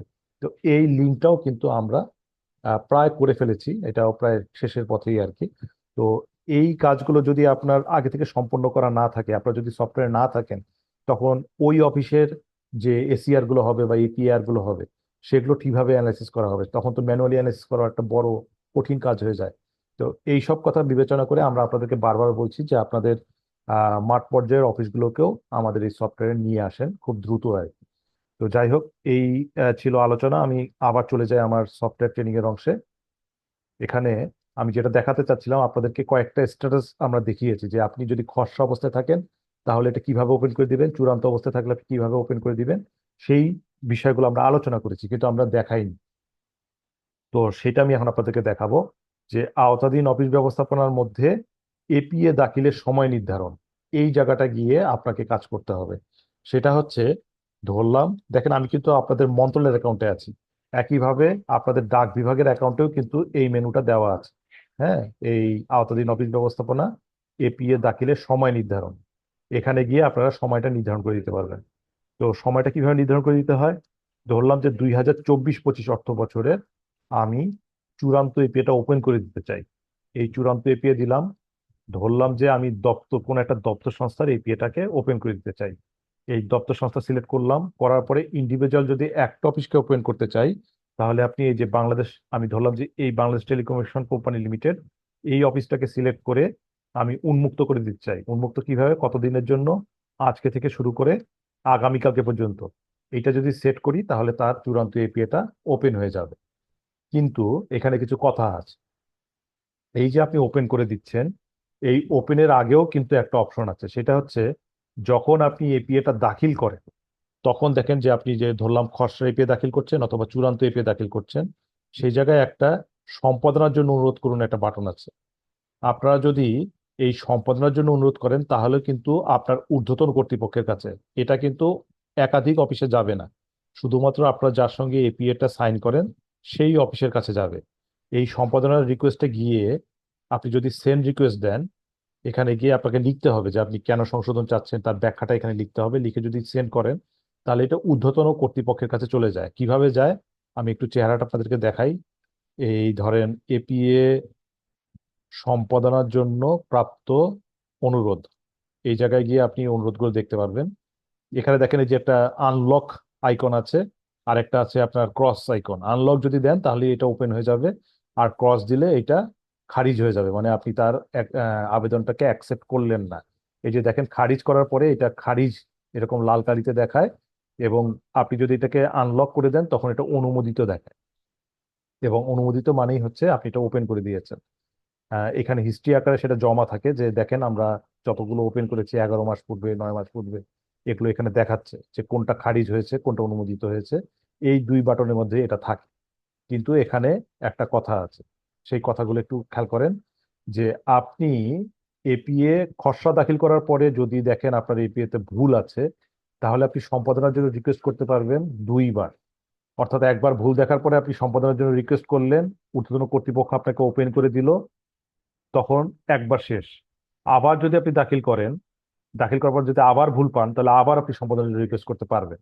এটার অর্থ এই না যে আপনি দুইবার সবসময় করবেন, আসলে বেশি বেশি করেই রাখা আছে, মানে আপনি দুইবার সম্পাদনের জন্য রিকোয়েস্ট করতে পারবেন। এখানেও একটা কথা আছে, সেটা হচ্ছে সম্পাদনার জন্য রিকোয়েস্ট করা যায় ততক্ষণ পর্যন্ত যতক্ষণ পর্যন্ত এপিএ দাখিলের সময় নির্ধারণ করা আছে। অর্থাৎ আমি যদি একটা উদাহরণ দিই, যে আপনার 30শে মে এর মধ্যে ধরলাম যে আপনার খসড়া এপিএ দাখিল করতে হবে, আপনি 26 তারিখে এসে আপনার খসড়া এপিএটা দাখিল করে দিলেন। করার পরে আপনি দেখলেন আপনার এপিএ তে ভুল আছে, আপনি যদি 27 তারিখে বা 26 তারিখে আবার রিকোয়েস্ট পাঠান সম্পাদনার জন্য, তাহলে ঊর্ধ্বতন কর্তৃপক্ষ খুলে দিলে এটা ওপেন হয়ে যাবে। আপনি 29 তারিখে গিয়েও যদি আপনি দেখেন আবার ভুল, তাহলে আবার আপনি রিকোয়েস্ট পাঠান, আবার এটা ওপেন হয়ে যাবে। কিন্তু 30 তারিখ পার হয়ে যাওয়ার পরে, ধরলাম যে আপনি জুন মাসের 1 তারিখে আপনি এই সম্পাদনের জন্য রিকোয়েস্ট পাঠালেন, আগে কখনো রিকোয়েস্ট পাঠাননি, এটাই প্রথম। আপনি সম্পাদনের রিকোয়েস্ট পাঠালেন, তখন এটা ঊর্ধ্বতন কর্তৃপক্ষ ওপেন করে দিল, আর ওপেন হবে না। তাহলে তখন আপনাকে ওপেন কিভাবে করতে হবে? তখন আপনাকে ওপেন করতে হবে এই সেই দাখিলের সময় থেকে, মানে এপিএ দাখিলের সময় নির্ধারণ, এই জায়গা থেকে আপনাকে ওপেন করে দিতে হবে। আপনি আর সম্পাদনার রিকোয়েস্ট করে এটা ওপেন করতে পারবেন না।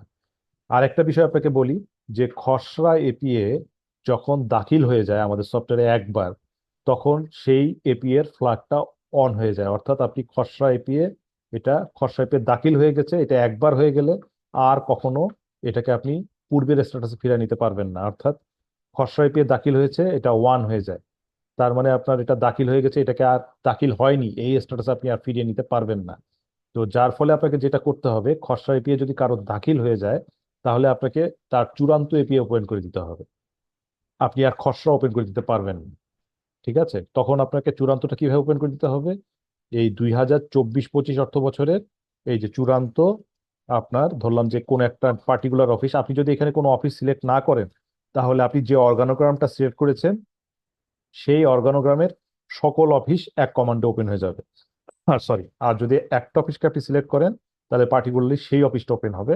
ধরলাম আজকে থেকে আপনি 2 দিনের জন্য এটাকে ওপেন করে দিচ্ছেন, সেট করে দিলেন, তাহলে আপনার চূড়ান্ত এপিএটা ওপেন হয়ে যাবে।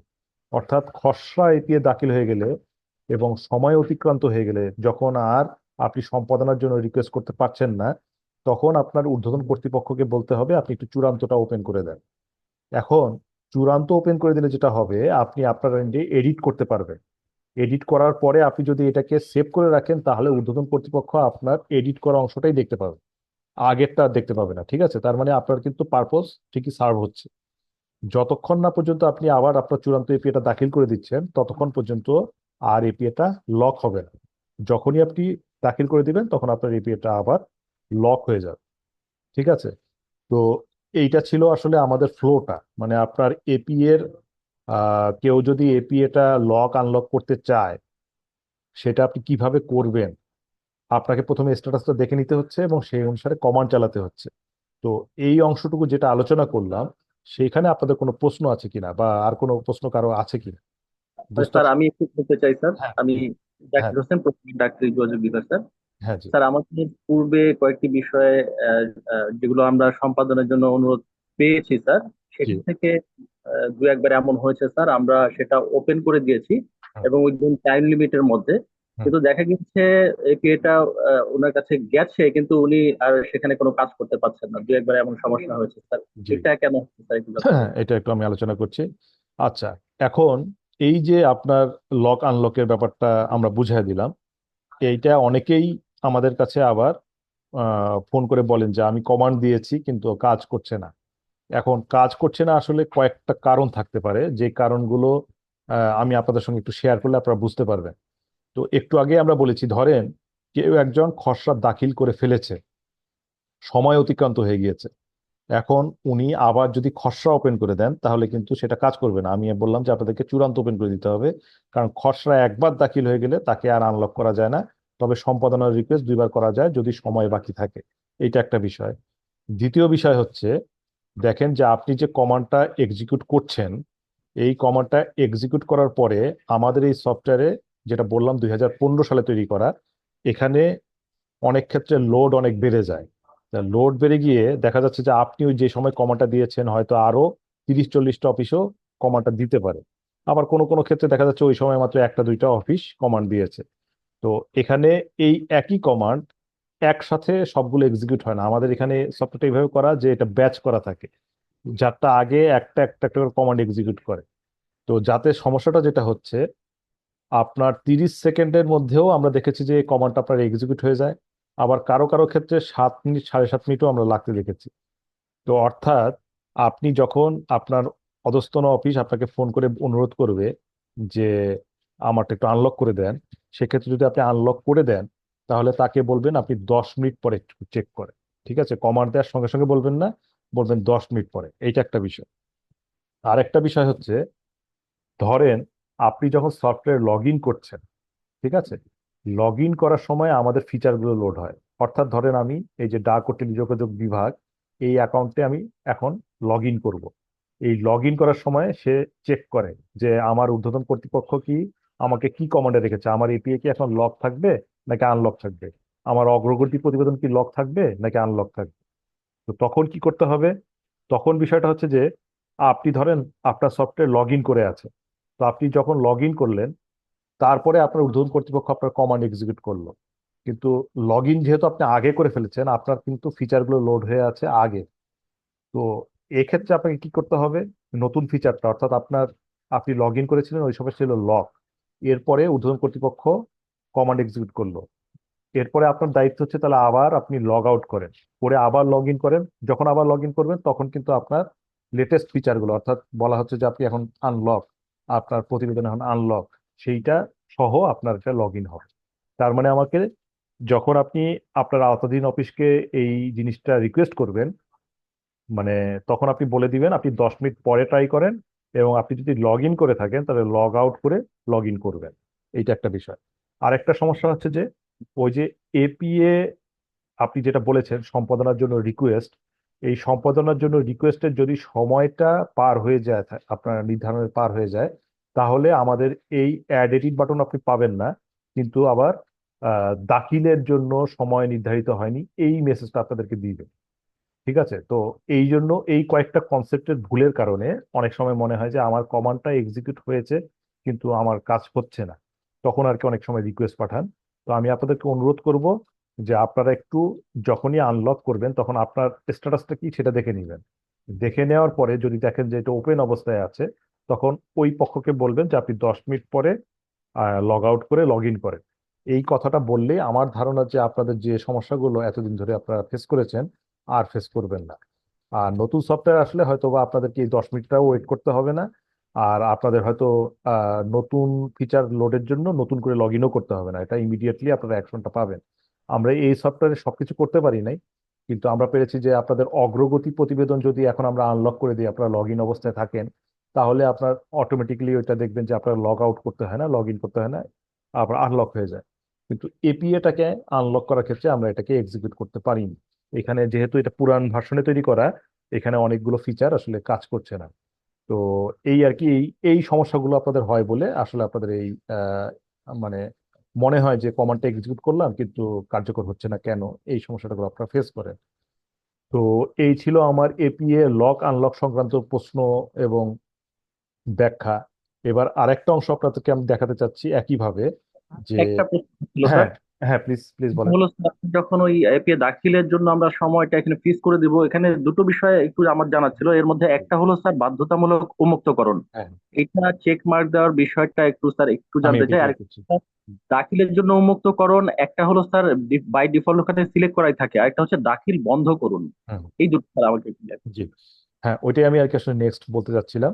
তো সেটা হচ্ছে যে বাধ্যতামূলক উন্মুক্তকরণ কেন রাখা আছে, এই বাটনটা আসলে আমরা গত বছর ইন্ট্রোডিউস করেছি। সেটা হচ্ছে যে ধরেন আপনার তো আপনার আওতায় ধরলাম যে 200 অফিস আছে, ঠিক আছে, তাদের মধ্যে 130টা অফিসই আপনার এপিএ দাখিল করে ফেলেছে চূড়ান্ত, কিন্তু 70টা খসড়া দাখিল করেছে এবং লক অবস্থায় আছে। ঠিক আছে, এখন আমি কি এই 30টা অফিসকে যে এখন আমাকে আনলক করতে হবে, চূড়ান্ত ওপেন করে দিতে হবে, আমি কি এই 30টা অফিস একটা একটা করে দিব? আমি যদি অর্গানোগ্রাম দেই তাহলে তো আমার 200 অফিসই সিলেক্ট হয়ে যাচ্ছে একসাথে। যারা চূড়ান্ত দাখিল করে ফেলেছে তারাও যদি আনলক হয়ে যায় তাহলে কেমন হবে, তাদেরকে আবার বলতে হবে তোমরা আবার দাখিল করো। জিনিসটা বুঝাতে পেরেছি কিনা, মানে 200টা অফিস ধরলাম 170টা চূড়ান্ত দাখিল করে ফেলেছে, আর 30টা খসড়া দাখিল করেছে কিন্তু লক অবস্থায় আছে। এখন আমি চাচ্ছি যে ওই 30টা চূড়ান্ত ওপেন করে দেওয়া। এখন আমার হাতে একটা অপশন হচ্ছে 30টা অফিসকে একটা একটা করে সিলেক্ট করে ওপেন করে দেওয়া, আর একটা অপশন হচ্ছে যে এই বাধ্যতামূলক উন্মুক্তকরণ। সেটা কি, যে আপনি যদি বাধ্যতা উন্মুক্তকরণে টিক দেন তাহলে একমাত্র যারা অলরেডি দাখিল করে ফেলেছে তাদেরটা আবার ওপেন হবে, আর যদি ওইখানে টিক না দেন তাহলে যারা দাখিল করে ফেলেছে তাদেরটা আর ওপেন হবে না, যাদেরটা খসড়া স্ট্যাটাস আছে শুধু তাদেরটা ওপেন হয়ে যাবে। তো আমরা এই কমান্ডটা ইউজ করি এই কারণে, আপনাদের ক্ষেত্রেও দেওয়া আছে, সেটা হচ্ছে যে যে ইতিমধ্যে খসড়া দাখিল করে ফেলেছে তাকে ওপেন করতে গেলে অবশ্যই আপনাকে ফোর্স দিতে হবে, অর্থাৎ ওই টিকটা দিয়ে নিতে হবে, নইলে সে ওপেন হবে না। ঠিক আছে? এই বাধ্যতামূলক উন্মুক্তকরণের টিক দিলে তখন সেটা সে যে স্ট্যাটাসেই থাকুক না কেন তার খসড়া ওপেন হয়ে যাবে। ঠিক আছে? আর যদি আপনি দেখেন যে ওই যে আমি যে আপনাকে উদাহরণটা দিলাম যে 200 অফিসের মধ্যে 170টা দাখিল করে ফেলেছে, কাজে ওদেরকে তো আর, যদি আপনি এটা ওদেরকে উন্মুক্ত করে দেন তাহলে ওদেরকে আবার 170 জনকে পুনরায় আবার চূড়ান্ত দাখিল করতে হবে। তো সেই জন্য আপনি কি করবেন, এখানে টিক না দিয়ে আপনি কমান্ডটা দিলে যারা খসড়া দাখিল করেছে শুধু তাদেরটাই ওপেন হবে, আর বাকি 170 জন যে স্ট্যাটাসে ছিল সেই স্ট্যাটাসেই থেকে যাবে। এইটা একটা বিষয়। আরেকটা বিষয় হচ্ছে দেখেন, আমি এই মেনুতে এসে সব সময় আপনাকে বলছি যে এটা কিভাবে ওপেন করে দিতে হয়, কিন্তু অনেক ক্ষেত্রে এমন পরিস্থিতিও দরকার হয় যে আপনি ভুলবশত একটা কোনো কমান্ড দিয়ে দিয়েছেন, তারটা আপনি আনলক করে ফেলেছেন। ঠিক আছে? এখন আপনি ভুলটা বুঝতে পারলেন, তখন আপনি তাকে ক্লোজ করবেন কি করে? একদিন ধরে তো খালি ওপেন করাই ছিল, কিন্তু আপনি তো তাকে আর লক করে দিতে পারছেন না। ঠিক আছে? এই লকের জায়গাটা হচ্ছে এই জায়গায়, অর্থাৎ আপনি এটা ক্লিক করলে পার্টিকুলার একটা অফিস অথবা ওই লেয়ারের সকল অফিস আপনি এক কমান্ডেই তাদের দাখিলটা ক্লোজ করে দিতে পারবেন এই কমান্ডটা এক্সিকিউট করলে। ঠিক আছে? তো দেখেন, শুধুমাত্র আমরা কিন্তু আমাদের এই ট্রেনিং এর প্রায় 40টা মিনিট আমরা শুধুমাত্র একটা মেনু নিয়েই আলোচনা করছি, আমার এপিএ লক আনলক, এপিএ কিভাবে দাখিল হয়, তাদের স্ট্যাটাসটা কি কি অবস্থায় থাকতে পারে, ওই স্ট্যাটাস দেখে আপনি কি কি কমান্ড চালাতে পারেন। শুধুমাত্র এই আলোচনাটাই কিন্তু প্রায় 30 থেকে 40 মিনিট আমরা আলোচনা করলাম, যাতে দেখেন আমার হয়তো প্রশ্নটা করেছেন জাকির হোসেন, প্রোগ্রামার পিটিডি, মানে মন্ত্রণালয়ের, হয়তো আপনারা চাচ্ছেন যে সবাই মন্ত্রণালয়কে বলে বলেই হয়তো এই কাজগুলো এতদিন ধরে করিয়ে নিচ্ছেন মেবি, আর অথবা আপনাদের দরকার হচ্ছে না, আপনারা সময় মতো করছেন। তো এই কাজটা আপনাদের যখন মাঠ পর্যায়ের অফিস অনেক বেড়ে যাবে, ধরলাম যে আপনাদের মাঠ পর্যায়ে অফিস যেমন 64 জেলা অফিস, তারপরে আমাদের যেমন 493টা উপজেলা অফিসও যুক্ত মানে যতগুলো উপজেলা আছে আর কি সবগুলো অফিস যুক্ত হবে, তখন কিন্তু শুধু মন্ত্রণালয়ের ওই একজন কিন্তু এই জিনিসগুলো কন্ট্রোলটা করতে পারবেন না।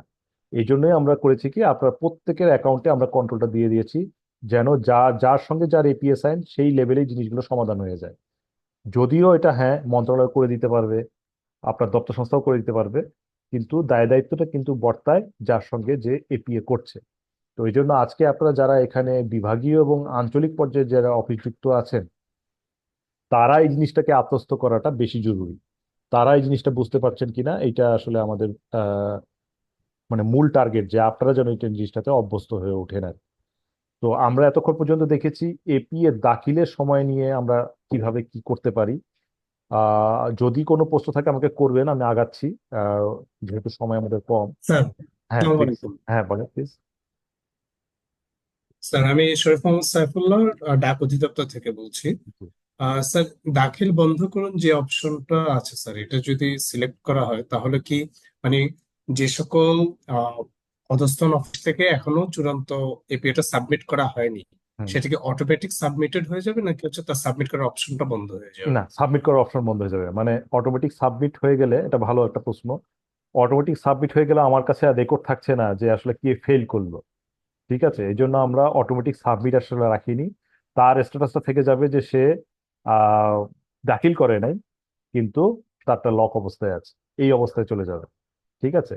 যদি দাখিল অটোমেটিক সাবমিট হয়ে যায় তাহলে হবে কি, অনেকেই ভুলে যাবে, কিন্তু আমরা দেখবো যে আমাদের এপিএ তো দাখিল হয়েছে, কিন্তু এপিএর ভিতরে যে কিছু নাই সেটা তো আর বোঝা যাবে না। আপনারা জানলেন যে আমাদের এই কিছু রিল্যাক্সেশন দেওয়া আছে এই সফটওয়্যারে। তো আমি মনে হয় আপনার প্রশ্নের উত্তর দিতে পেরেছি। আর এমনি আরেকটু ব্যাখ্যা দিই আপনাকে, জি আমাদের এই স্যার। সফটওয়্যারে, হ্যাঁ আপনাদের এই সফটওয়্যারে আমরা কিছু রিল্যাক্সেশন দিয়ে রেখেছি এখন পর্যন্ত, যেটা হয়তো ভবিষ্যতে থাকবে না। সেই রিল্যাক্সেশন গুলো আপনি আপনাদের কাছে একটু ফাঁস করে দিই, তাহলে আপনি বুঝতে পারবেন যে কিছু তো শর্ত আছে, যে খসড়া দাখিল না করলে তো চূড়ান্ত দাখিল করা যায় না, চূড়ান্ত দাখিল না করলে তো ফার্স্ট কোয়ার্টার দেওয়া যায় না, ফার্স্ট কোয়ার্টার না দিলে সেকেন্ড কোয়ার্টার দেওয়া যায় না। এই বারগুলো আমাদের সফটওয়্যার ছিল, আমরা এখন উঠিয়ে দিয়েছি। এখন একটা মাত্রই শর্ত আছে, খসড়া দাখিল না করলে আপনি চূড়ান্ত দাখিল করতে পারবেন না। কিন্তু কেউ যদি খসড়া দাখিল করে থার্ড কোয়ার্টার এন্ট্রি দেয়, থার্ড কোয়ার্টারের অগ্রগতি প্রতিবেদন, সেটা উনি দিতে পারবেন।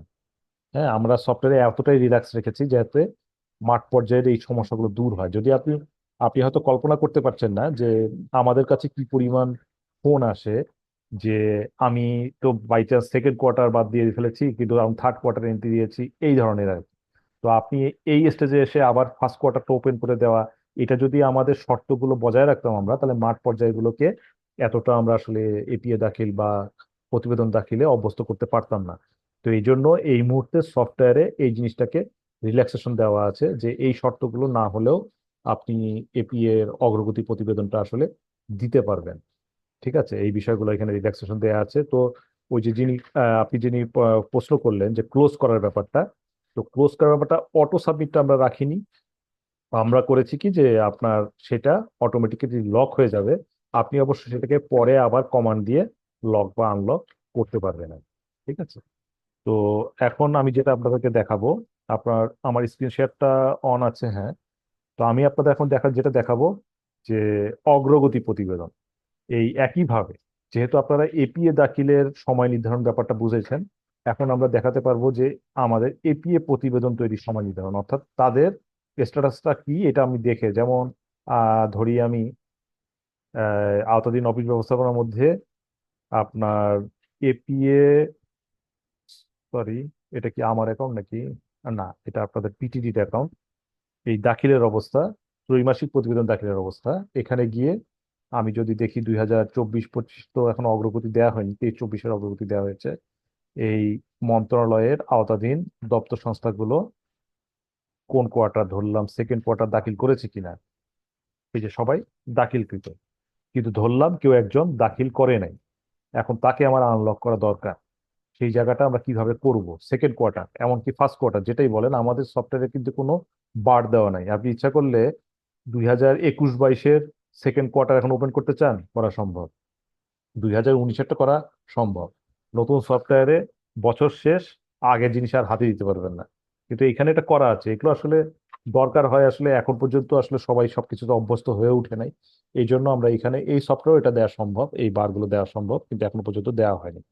তো যাই হোক, আমরা এখন আনলক করব যে ধরেন 2023-24-এর দপ্তর সংস্থা লেভেলের সকল অফিসকে একসাথে, অথবা যে কোনো একটা অফিসকে আপনি, এই জায়গাটা আমি পরে আলোচনা করছি, আপনি ওপেন করে দিতে চাচ্ছেন যে আজকে থেকে 1 দিন বা 2 দিনের জন্য দিয়ে সেট করে দিবেন, তাহলেই আপনার এটা আনলক হয়ে যাবে।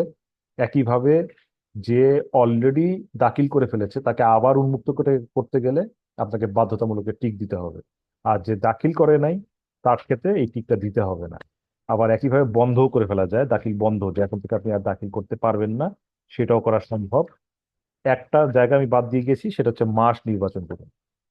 এমনিতে নর্মালি আমার কি হওয়া উচিত ছিল, এই জায়গায় লেখা আসা উচিত ছিল কোয়ার্টার নির্বাচন, আপনি ফার্স্ট কোয়ার্টার না সেকেন্ড কোয়ার্টার না থার্ড কোয়ার্টার না ফোর্থ কোয়ার্টার আপনি আনলক করতে চাচ্ছেন, এইটা এখানে আসা উচিত ছিল। কিন্তু সেখানে তা না দিয়ে কেন মাস নির্বাচন করুন লেখা আছে? এটা আসলে যখন এপিএটা আহ, চালু হয় তখন একসময় একটা প্ল্যান ছিল যে প্রতি মাসে মাসে আসলে অগ্রগতি রিপোর্ট দিতে হবে। তো পরবর্তীতে এটা তো প্রতি ত্রৈমাসিকে দেওয়া হচ্ছে এখন পর্যন্ত, এখনো এটাকে প্রতি মাসে দেওয়া হবে এই নিয়ম এখনো করা হয়নি। একটু আগে আপনাদের মন্ত্রণালয় থেকে স্যার বললেন যে আসলে আমাদের কাজের ব্যাপ্তি এত বেড়ে গিয়েছে যে এখন প্রতি মাসে দেওয়াটাও আসলে অনেকখানি কষ্টকর হবে, এই জন্য এটা দেওয়া হয়নি। তো এই কিন্তু সফটওয়্যারে এইটা তখন থেকেই তৈরি করা ছিল যে আপনার যদি এখনই বলতেন যে আমরা প্রতি মাসে মাসে দিব, তাহলে আমরা প্রতি মাসে মাসে চালু করে দিতে পারতাম এই সফটওয়্যার। তো এই মাসটা কেন এখানে সিলেক্ট করা আছে, সেটা হচ্ছে আপনারা যখন অগ্রগতি প্রতিবেদন দেখেন, দেখেন আমি দেখাই, আপনারা যখন ধরলাম আমরা চতুর্থ ত্রৈমাসিক অগ্রগতির ক্ষেত্রে যাই,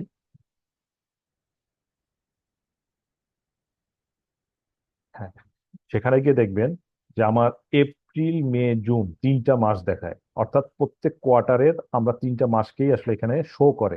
কিন্তু এপ্রিল মের উপরে নিয়ে গেলে দেখেন যে লাল হয়ে থাকে, অর্থাৎ এটাকে কোনো এন্ট্রি দেওয়া যায় না, কারণ আমরা এখান থেকে আসলে প্রতি মাসকে ওপেন করতে পারি।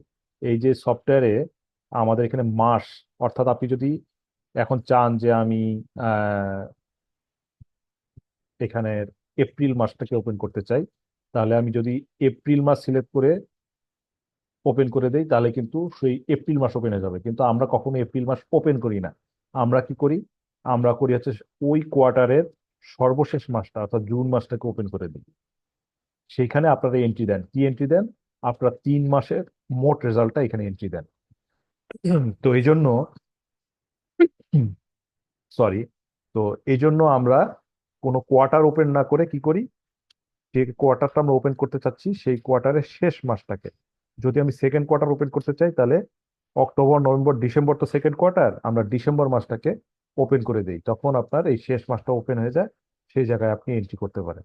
সেভ বাটনকে ক্লিক করার অর্থ হচ্ছে আপনি যা এন্ট্রি দিয়েছেন তা আপনার কাছেই সেভ হয়ে থেকে যাবে, আর দাখিল করুন দিলেই সঙ্গে সঙ্গে এটা লক হয়ে যাবে, ঊর্ধ্বতন কর্তৃপক্ষের কাছে চলে যাবে। এই হচ্ছে আপনার প্রতিবেদন লক আনলকের বিষয়টা। আরেকটা বিষয় এখন আমি আপনাদের সঙ্গে আলোচনা করব। এই দুইটাই আসলে মূল ফোকাস ছিল, যে আপনাদেরকে কিভাবে লক আনলক করতে হয় আমার এপিএ প্রতিবেদন। লক আনলক বলে আসলে কিছু নাই, আমরা আসলে করতে পারি যেটা, সেটা হচ্ছে সময় নির্ধারণ করে দিতে পারি। তো এই সময় নির্ধারণের বিষয়টা আমি আপনাদেরকে বুঝিয়েছি, আশা করি আপনারা বুঝতে পেরেছেন। এই দুইটা ইস্যুতে কি কারো কোনো প্রশ্ন আছে, যে লক আনলক বা এই ধরনের কোনো সমস্যাটার জন্য?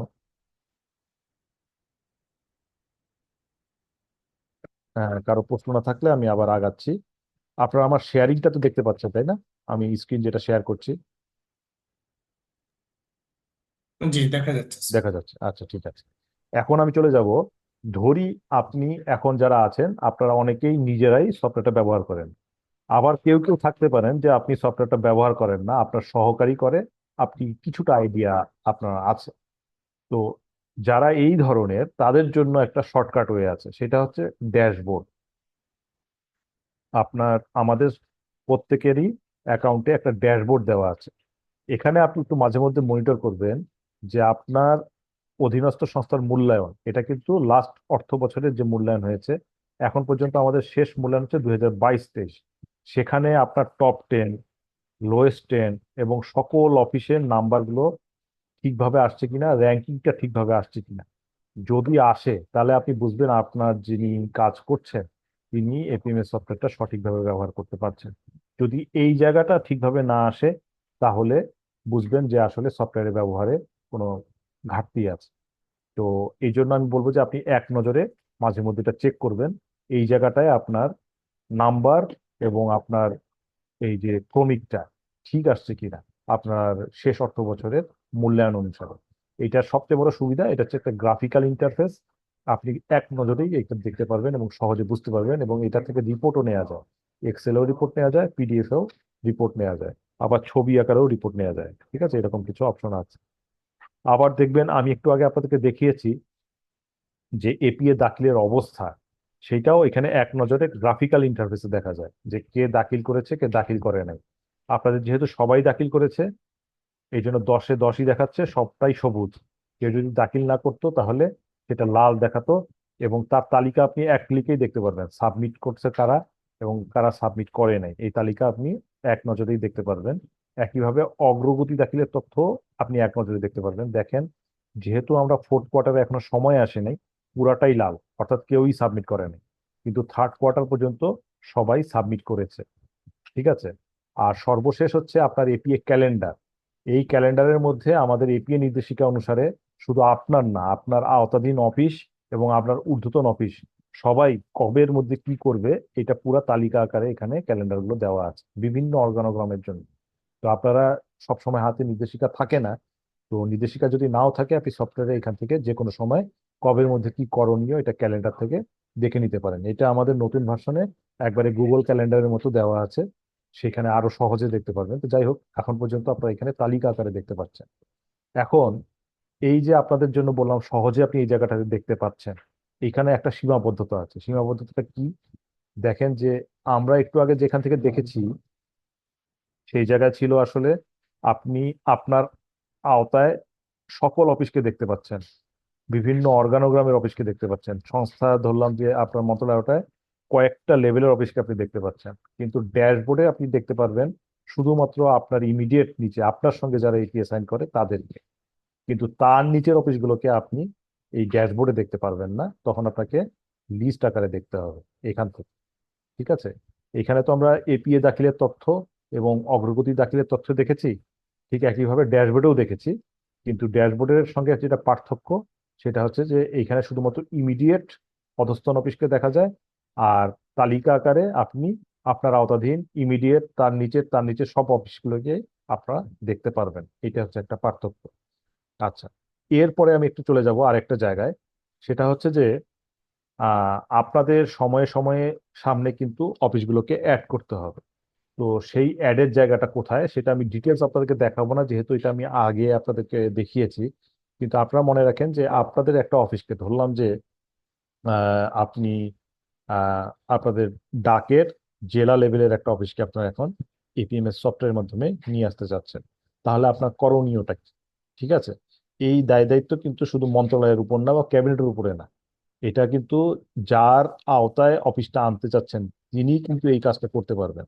তার অ্যাকাউন্ট থেকে লগ ইন করে তার কাজ মাত্র দুইটা, এবং একটা অফিসকে তৈরি করতে হায়েস্ট 10 মিনিটের বেশি সময় লাগার কথা না। যদি আপনার কাছে তথ্য থাকে 10 মিনিটও লাগবে না, 5 থেকে 6 মিনিট সময় লাগবে। কোথা থেকে করতে হবে আমি এটা ডিটেলস দেখাবো না, এটা খুব সহজ বলে আমি আপনাদেরকে সংক্ষেপে দেখাবো। এই যে আওতাধীন অফিস ব্যবস্থাপনার মধ্যে আপনার কাজ হচ্ছে দুইটা: সংস্থা তৈরি করা, অর্থাৎ অফিসটা তৈরি করা, আর তারপরে সেই সংস্থায় ঢোকার জন্য তো আপনার তালা চাবি লাগবে, সেটা হচ্ছে ব্যবহারকারী। সেই ব্যবহারকারী আর কি। অর্থাৎ সংস্থা তৈরি করা এবং ব্যবহারকারী তৈরি করা। সংস্থায় যদি আমি যাই, সংস্থায় গিয়ে দেখবেন যে আপনি লিস্ট আকারে আপনার সংস্থাগুলোকে দেখতে পারবেন। হ্যাঁ, এই লিস্ট আকারে। আবার নতুন সংস্থা তৈরি করতে গেলে আপনি এই জায়গায় যাবেন, নতুন তৈরি করুন। এই জায়গায় আপনি খালি আপনার তথ্যগুলো যদি দিয়ে সেভ দেন তাহলেই কিন্তু আপনার সংস্থাটা তৈরি হয়ে যাবে। ওটা ইংলিশে নাম, বাংলায় নাম। এই কোডটা আপনি ইচ্ছা মতো একটা সংখ্যা বসায় দিবেন, 10 ডিজিট 15 ডিজিট, এটা কোনো সমস্যা না। এটা কোড নিয়ে আমি কোনো ব্যাখ্যাই করবো না, কারণ আমাদের নতুন সফটওয়্যারে এটা কোডটা দিতেও হবে না। এই কোডটা আপনি দিবেন। সংক্ষিপ্ত নাম হচ্ছে ধরেন জনপ্রশাসন মন্ত্রণালয়ের সংক্ষিপ্ত নাম আমরা মোপা বলি, ওই রকম করে আপনি একটা সংক্ষিপ্ত নাম দিয়ে দিবেন, অথবা আপনার অফিসের নামের আদ্যক্ষরগুলো দিয়ে একটা সংক্ষিপ্ত নাম দিবেন। কোন মন্ত্রণালয়ের আওতায়? ডাক ও টেলিযোগাযোগ বিভাগ। সংস্থার অর্গানোগ্রাম, যে অফিসটা তৈরি করছেন ওটা যদি জেলা লেভেলের অফিস, আমি যেহেতু বলেছি, তো জেলা লেভেলের অফিস সিলেক্ট করবেন। কার সঙ্গে এটা করছে সেই অফিসকে আপনি সিলেক্ট করে দিবেন। এখানে এখন লোড হচ্ছে না, যেহেতু আমি অন্যান্যগুলো দিয়ে আসি। তো সেই ঊর্ধ্বতন অফিসকে আপনি সিলেক্ট করে দিবেন। আপনি যে অফিসটা তৈরি করছেন সেই অফিসের প্রশাসনিক প্রধান কে, তার পদবিটা আপনি এখান থেকে দিয়ে দিবেন। দিয়ে ক্রিয়েট করলেই কিন্তু আপনার অফিস তৈরি হয়ে যাবে। দেখেন, তার মানে আপনার কাছে তথ্যটা থাকলে 1 থেকে 2 মিনিটের মধ্যেই আপনি সংস্থাটা তৈরি করতে পারবেন। এইভাবে সংস্থা তৈরি হয়ে গেল। এরপরে হচ্ছে ওই সংস্থার জন্য আপনি ব্যবহারকারী তৈরি করবেন। সেটা কোথা থেকে? এই যে আওতাধীন অফিস ব্যবস্থাপনার মধ্যে গিয়ে আপনি ব্যবহারকারী মেনুতে যাবেন। ব্যবহারকারীতেও আপনি দেখেন লিস্ট আকারে দেখা যাবে যে আমার ডাক ও টেলিযোগাযোগের ধরলাম দপ্তর সংস্থা লেভেলে কি কি ইউজার আছে, এই লিস্ট আকারে সবগুলোই কিন্তু দেখাবে। আপনি অ্যাড নিউতে গেলে নতুন ইউজার তৈরি করতে পারবেন। একটা লগ ইন নেম দিবেন, আপনার পছন্দ মতো পাসওয়ার্ড দিবেন। তারপরে হচ্ছে যে কোন মন্ত্রণালয়ের আওতায়, এটা জেলা লেভেলের অফিস সেটা দিয়ে দিবেন। যে সংস্থার জন্য ইউজার তৈরি করছেন সেই সংস্থাকে আপনি সিলেক্ট করে দিবেন এখান থেকে। পদবি, একটু আগে যে পদবিটা দিয়েছিলেন সেই পদবি, আর একটা ইমেল দিবেন। আর এই জায়গায় একটা ব্যাপার আছে, অ্যাডমিন হবে না ইউজার হবে। যদি যে অফিসটা তৈরি করছেন তার আওতায় যদি কোনো অফিস থাকে তাহলে অ্যাডমিন দিবেন। আর তার আওতায় যদি কোনো অফিস না থাকে তাহলে সেই ইউজার, অর্থাৎ শুধুমাত্র নিজের এপিএ তৈরি করতে পারবে, অগ্রগতি দিতে পারবে, সেই ধরনের ইউজারকে বলি আমরা শুধু ইউজার। আর যে আওতাধীন অফিসকে কন্ট্রোল করতে পারবে তাকে আমরা বলি অ্যাডমিন ইউজার। আপনি অ্যাডমিন দিবেন নাকি ইউজার দিবেন এটা আপনার বিষয়। তো নর্মালি যার আওতাধীন অফিস আছে তাদেরকে আমরা অ্যাডমিন দিই, আর যাদের আওতাধীন অফিস নাই তাদেরকে আমরা ইউজার দিই। দিয়ে মুঠোফোন, ফোন নাম্বার এগুলো হচ্ছে অপশনাল, দিতেও পারেন নাও দিতে পারেন। দিয়ে আপনি সেভ দিবেন, দিলে আপনার ব্যবহারকারী তৈরি হয়ে যাবে। এরপরে আপনি ব্যবহারকারী দিয়ে এপিএমএস সফটওয়্যার লগ ইন করলেই আপনার যার সঙ্গে যেটা করার কথা সেটা হয়ে যাবে, অর্থাৎ যার সঙ্গে যার এপিএ করার কথা এটা স্ট্যাবলিশ হয়ে যাবে। তো এতটাই সহজ আর কি আমাদের সংস্থা এবং ব্যবহারকারী তৈরি করা। এবং জেনে খুশি হবেন, নতুন সফটওয়্যারে সেটাও করতে হবে না। আপনার আমাদের ই নথিতে যার অ্যাকাউন্ট আছে তারা অটোমেটিক্যালি এখানে লোড হবে। তবে ই নথিতে সবাই যে ব্যবহার, আপনার তো একটা অফিসের সবাই তো এপিএমএস সফটওয়্যার ব্যবহার করবে না। এটা অফিস প্রধান যাকে যাকে অ্যালাউ করে দিবে সে হচ্ছে এই সফটওয়্যারে লগ ইন করতে পারবে। তো এইরকম ইউজার ম্যানেজমেন্ট করা আছে। তো এখন আপনারা যদি এই সফটওয়্যারে যুক্ত হন তাহলে যেটা হবে, আপনাদের এপিএ, আপনাদের অগ্রগতি প্রতিবেদন, আপনাদের প্রমাণক, এই ডেটাগুলোকে আমরা নতুন সফটওয়্যারেও নিয়ে যাব। অর্থাৎ এখানে আপনি যেটা কাজ করবেন সেটা হারিয়ে যাবে না, নতুন সফটওয়্যার চলে যাবে। এই জন্য আমি অনুরোধ করব আপনারা খুব দ্রুত এটা যুক্ত হয়ে যান। কেন যুক্ত হওয়া দরকার সেটা আমি আমার আলোচনায় আগেই বলেছি, যে আপনার নিজের প্রয়োজনেই কিন্তু এই সফটওয়্যারে এখন যুক্ত হয়ে যাওয়া জরুরি। তো এইভাবে আর কি আপনারা যুক্ত হয়ে যাবেন। তো এই জায়গায় একটা জিনিস আপনাদেরকে লক্ষণীয় আর কি, এইটা যারা এখন অনেকগুলো অফিস নিয়ে কাজ করছে, আপনাদের অফিসের সংখ্যা কম যেহেতু আপনারা সব অফিসকে যুক্ত করেননি। যারা অনেকগুলো অফিস নিয়ে কাজ করছেন তারা দুইটা সমস্যায় পড়েন আমি দেখেছি, সেইটা একটু আলোচনা করে নেই। একটা হচ্ছে যে ধরেন আপনি এপিএ সাইন করেন হচ্ছে বাংলাদেশ সাবমেরিন কেবল লিমিটেড, ওনাদের সঙ্গে, আমি তার আওতাধীন অফিস ধরে নিলাম আর কি। তাহলে আহ, কিন্তু উনি যখন পিডিএফটা ডাউনলোড করছেন ওনার ওইখানে বাংলাদেশ সাবমেরিন কোম্পানি লিমিটেড না দেখায় দেখাচ্ছে টেলিফোন শিল্প সংস্থা, অর্থাৎ যার সঙ্গে যার ঊর্ধ্বতন কর্তৃপক্ষ যেটা সেটা না দেখে অন্যটা দেখাচ্ছে। এই ধরনের সমস্যাটা পড়ছে অনেকেই আর কি। তো সেটা সমাধানের উপায়টা হচ্ছে আপনি যখন সংস্থাটা তৈরি করছেন, আপনার যখন এই সংস্থাটা তৈরি হয় তখন আমি আপনাদেরকে দেখিয়েছি যে একজন ঊর্ধ্বতন কর্তৃপক্ষ আপনাকে সিলেক্ট করে দিতে হয়। এইটাই হচ্ছে সেই জায়গা যে আপনি কার সঙ্গে এপিএ সাইন করছেন। এই জায়গাটা আপনি যে অফিসকে দিবেন সেই অফিসের সঙ্গেই কিন্তু আপনার এপিএস সিগনেটরি হিসেবে দেখাবে।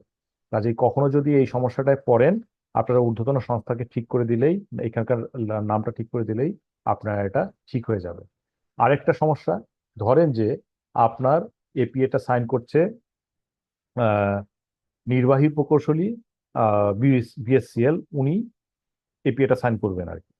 কিন্তু ওই পদের নাম আসলে নির্বাহী পরিচালকই না বা নির্বাহী প্রকৌশলী না, ওনার ওই পদের নাম হচ্ছে মহাপরিচালক, কিন্তু আসতেছে নিশ্চয় নির্বাহী প্রকৌশলী।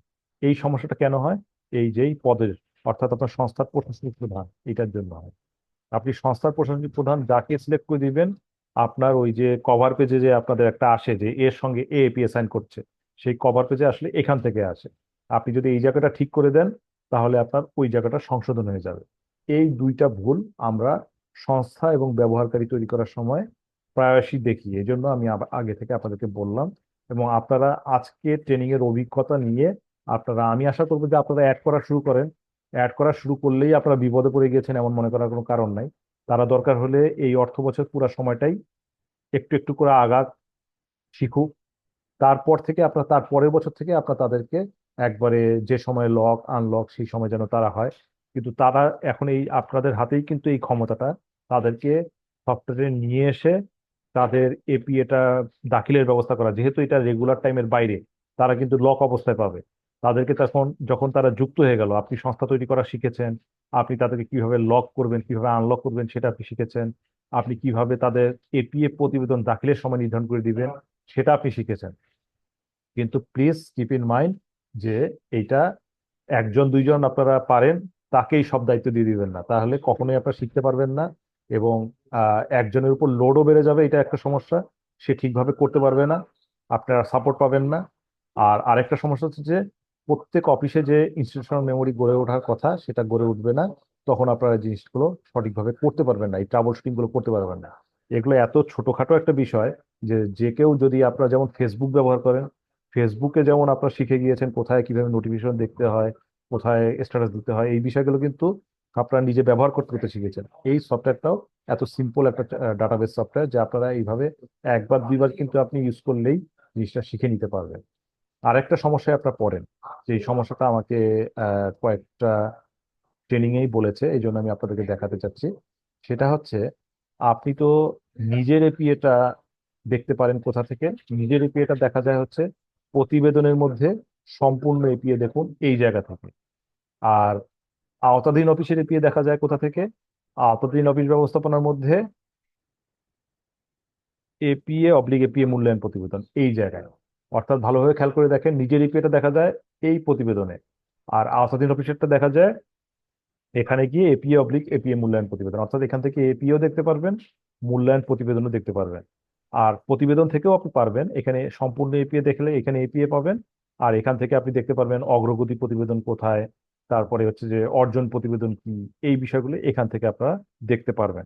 এখন একটা সমস্যা হচ্ছে যে ধরেন আপনি আজকে আমাদের এপিএ দাখিলের শেষ ডেট ধরে নিচ্ছি, তো আপনার সহকারী বা আপনি এপিএটা দাখিল করে দিলেন, আপনার চূড়ান্ত এপিএ দাখিল হয়ে গেল। কিন্তু যেহেতু আপনার জিনিসটা খুব গুরুত্বপূর্ণ যে আজকে লাস্ট ডেট, আজকেই আমার দাখিল করার কথা এবং আসলেই দাখিল হলো কিনা। নর্মালি কিন্তু আপনি যখন দাখিল করতে যান তখন আমাদের এখানে পুনরায় একটা, যেহেতু এটা এপিএ দাখিল করা হয়ে গিয়েছে এই জন্য দেখাচ্ছে যে এপিএ দাখিল করা হয়েছে, কিন্তু যদি দাখিল করা না হতো তাহলে আপনার কাছে আবার ইউজার নেম পাসওয়ার্ড যেত। এবং ওকে করে দিলেই দাখিল হয়ে যায়। কিন্তু তারপরেও অনেকে সন্দেহ থাকেন যে আসলে কি দাখিল হলো, যদি না হয়, যদি ভুল হয়ে যায়, তাহলে কালকে যেতেই তো আমি মুশকিলে পড়ে যাব। আসলে বিষয়টা তাই, এই জন্য অনেকে টেনশনে পড়ে যায়। তো তখন কিভাবে আপনি শিওর হবেন যে আপনার এপিএটা আসলে কি দাখিল হলো নাকি হলো না? এই জিনিসটা দেখার সবচেয়ে সহজ উপায় হচ্ছে আপনি তিনটা জায়গা থেকে এটা দেখতে পারবেন। একটা হচ্ছে, প্রথমটা হচ্ছে আপনি আপনার অ্যাকাউন্টে যে এপিএ টিম তৈরি করেছেন, সেই এপিএ টিমে যিনি থাকার কথা তিনি আসলে আছেন কিনা, তিনি এখন ওই মন্ত্রণালয়ে আছেন কিনা, নাকি অন্য জায়গায় চলে গেছেন, তার সঙ্গে তার যোগাযোগ করা সম্ভব হবে না। তো এইটাকে সবসময় নিশ্চিত রাখবেন যে এপিএ টিমের মধ্যে আপনার টিম প্রধান এবং আপনার ফোকাল পয়েন্ট যেন অবশ্যই যিনি এখন আছেন তার নামটাই এন্ট্রি করা থাকে। এবং তাদের সবচেয়ে গুরুত্বপূর্ণ হচ্ছে তাদের মোবাইল নাম্বার দেওয়া আছে কিনা। যদি মোবাইল নম্বর থাকে তাহলে তাদের মোবাইলে একটা এসএমএস চলে যাবে যে আপনার চূড়ান্ত এপিএ দাখিল হয়েছে অথবা খসড়া এপিএ দাখিল হয়েছে। কিন্তু আমাদের অভিজ্ঞতা দেখা যাচ্ছে যে ম্যাক্সিমাম ক্ষেত্রেই এই নাম্বারগুলো সঠিকভাবে দেওয়া না থাকায়, অথবা অনেক ক্ষেত্রে, অনেকের ক্ষেত্রে অতীত মানে টিম প্রধান স্যার হয়তো বদলি হয়ে গেছেন, তার নাম্বার দেওয়া থাকায় আপনাদের মেসেজটা পৌঁছায় না, অথবা পৌঁছাইলেও সেটা 2 বছর আগে যিনি ছিল তার মোবাইলে যেয়ে পৌঁছাচ্ছে। ঠিক আছে? তো এই বিষয়গুলো খেয়াল করতে হবে যে আমার এপিএ টিম প্রধান যদি, এপিএ টিমের তথ্য যদি ঠিক থাকে তাহলে তারা একটা এসএমএস পাবেন। আর যদি না পান, এটা এমনও হতে পারে যে ঠিক আছে, যে মাঝে মধ্যে মোবাইল নেটওয়ার্কের কারণে হয়তো এসএমএস পৌঁছলো না, আমরা ধরে নিলাম, অথবা যে এসএমএসটা গেল সেটা স্পাম হিসেবে অন্য একটা ফোল্ডারে চলে গেল। ঠিক আছে, সেক্ষেত্রে যদি এটা ফেল হয়, আপনার একটা সহজ উপায় আছে। এখানে দেখেন, ফেসবুকে যেমন একটা সিস্টেম নোটিফিকেশন থাকে, একইভাবে এই জায়গায় একটা নোটিফিকেশন আছে। এই নোটিফিকেশনের মধ্যে যদি আপনি ক্লিক করেন, তাহলে এখানে দেখাবে যে দেখেন যে কোন সময় আপনার, এই যে আপনার এপিএটি চূড়ান্তের জন্য দাখিল হয়েছে। এটা যেহেতু মন্ত্রণালয়ের অ্যাকাউন্ট, দেখেন 3 সপ্তাহ পূর্বে ওনারা দাখিল করেছেন, সেই নোটিফিকেশন আপনি এখান থেকে দেখতে পারবেন। ঠিক আছে, এই নোটিফিকেশন আইকন থেকে। তৃতীয় পদ্ধতি, আমরা দুইটা পদ্ধতি দেখলাম। তৃতীয় পদ্ধতি হচ্ছে আপনি প্রতিবেদনটা, আপনার এপিএটা ডাউনলোড করেন। ঠিক আছে, আমি ডাউনলোড করলাম, একটু ওয়েট করেন।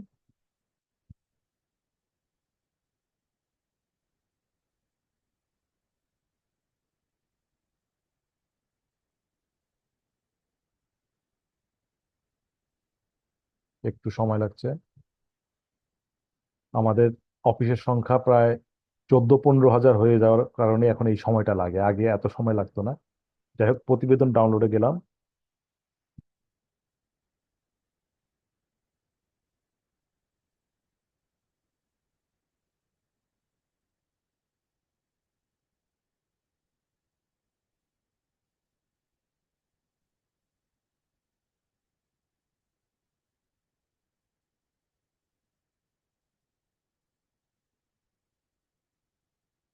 ডাউনলোড হচ্ছে। হ্যাঁ, এই যে,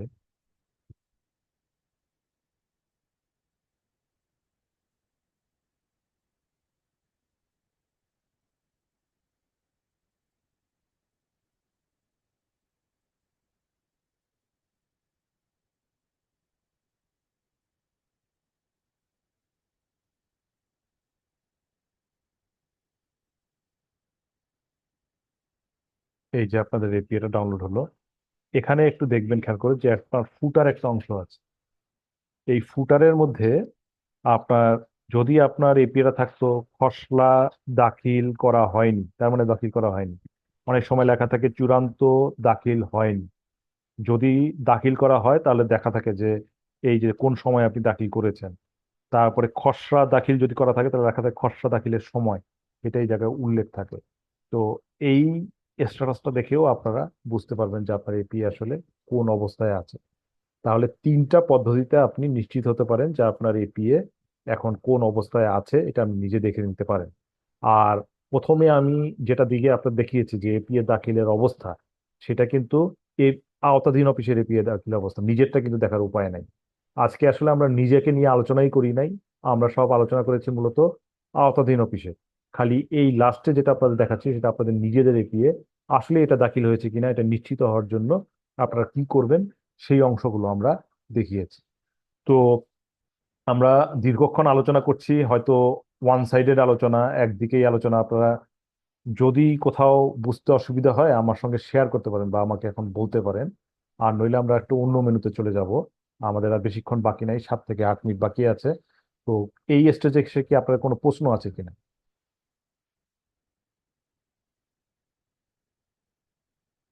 কারো প্রশ্ন আছে কি?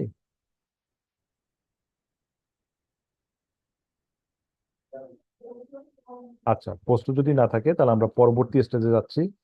এখানে আমরা তো একটা অংশ আপনাদেরকে দেখাবো, খুব বেশি বড় কিছু না। সেটা হচ্ছে মূল্যায়ন। ঠিক আছে, আমরা সফটওয়্যার যদি মূল্যায়নটা না করি, তাহলে আপনি সারা বছর ধরে এপিএ সাবমিট করছেন, তারপরে আপনার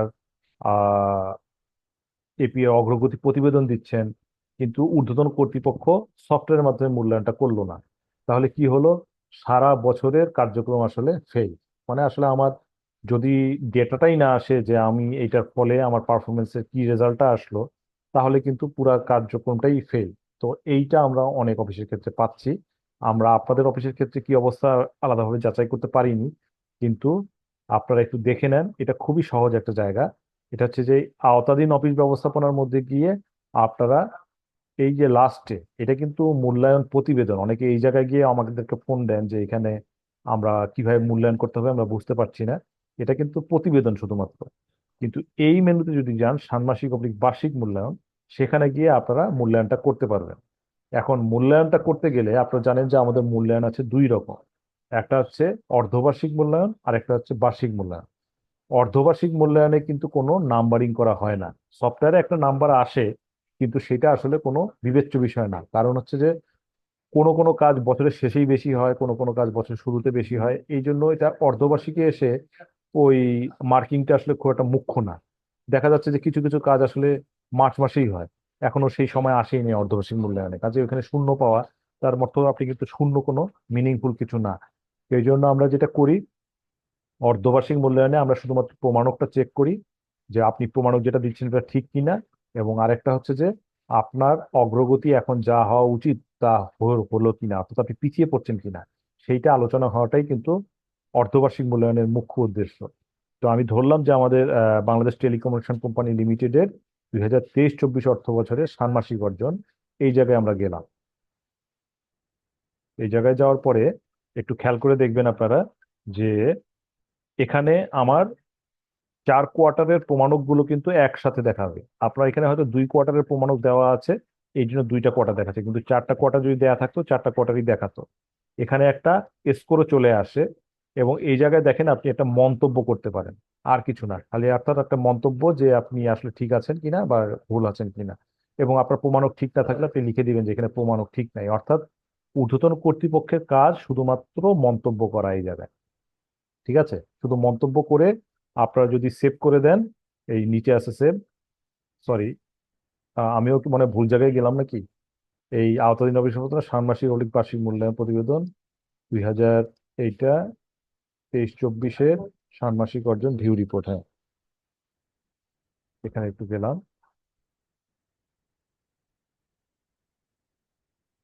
আচ্ছা, এটা সময় পার হয়ে যাওয়ায় আপনার সেভ বাটনটা নাই। হ্যাঁ, সময় পার হয়ে যাওয়ায় আপনার সেভ বাটনটা দেখাচ্ছে না। তো যাই হোক, মানে আপনি এখানে মন্তব্য করে যদি সেভ দিয়ে দেন তাহলেই কিন্তু আপনার কাজ এখানে শেষ। হ্যাঁ, অর্ধবার্ষিক মূল্যায়নের কাজ শেষ। কিন্তু বার্ষিক মূল্যায়নের ক্ষেত্রে যদি আপনি যান, সেক্ষেত্রে আপনার কিন্তু কাজ দুইটা। সেটা কি? ধরলাম টেলিকমিউনিকেশন কোম্পানির 2023-24-এর বার্ষিক অর্জনে আপনি গেলেন। যাওয়ার পরে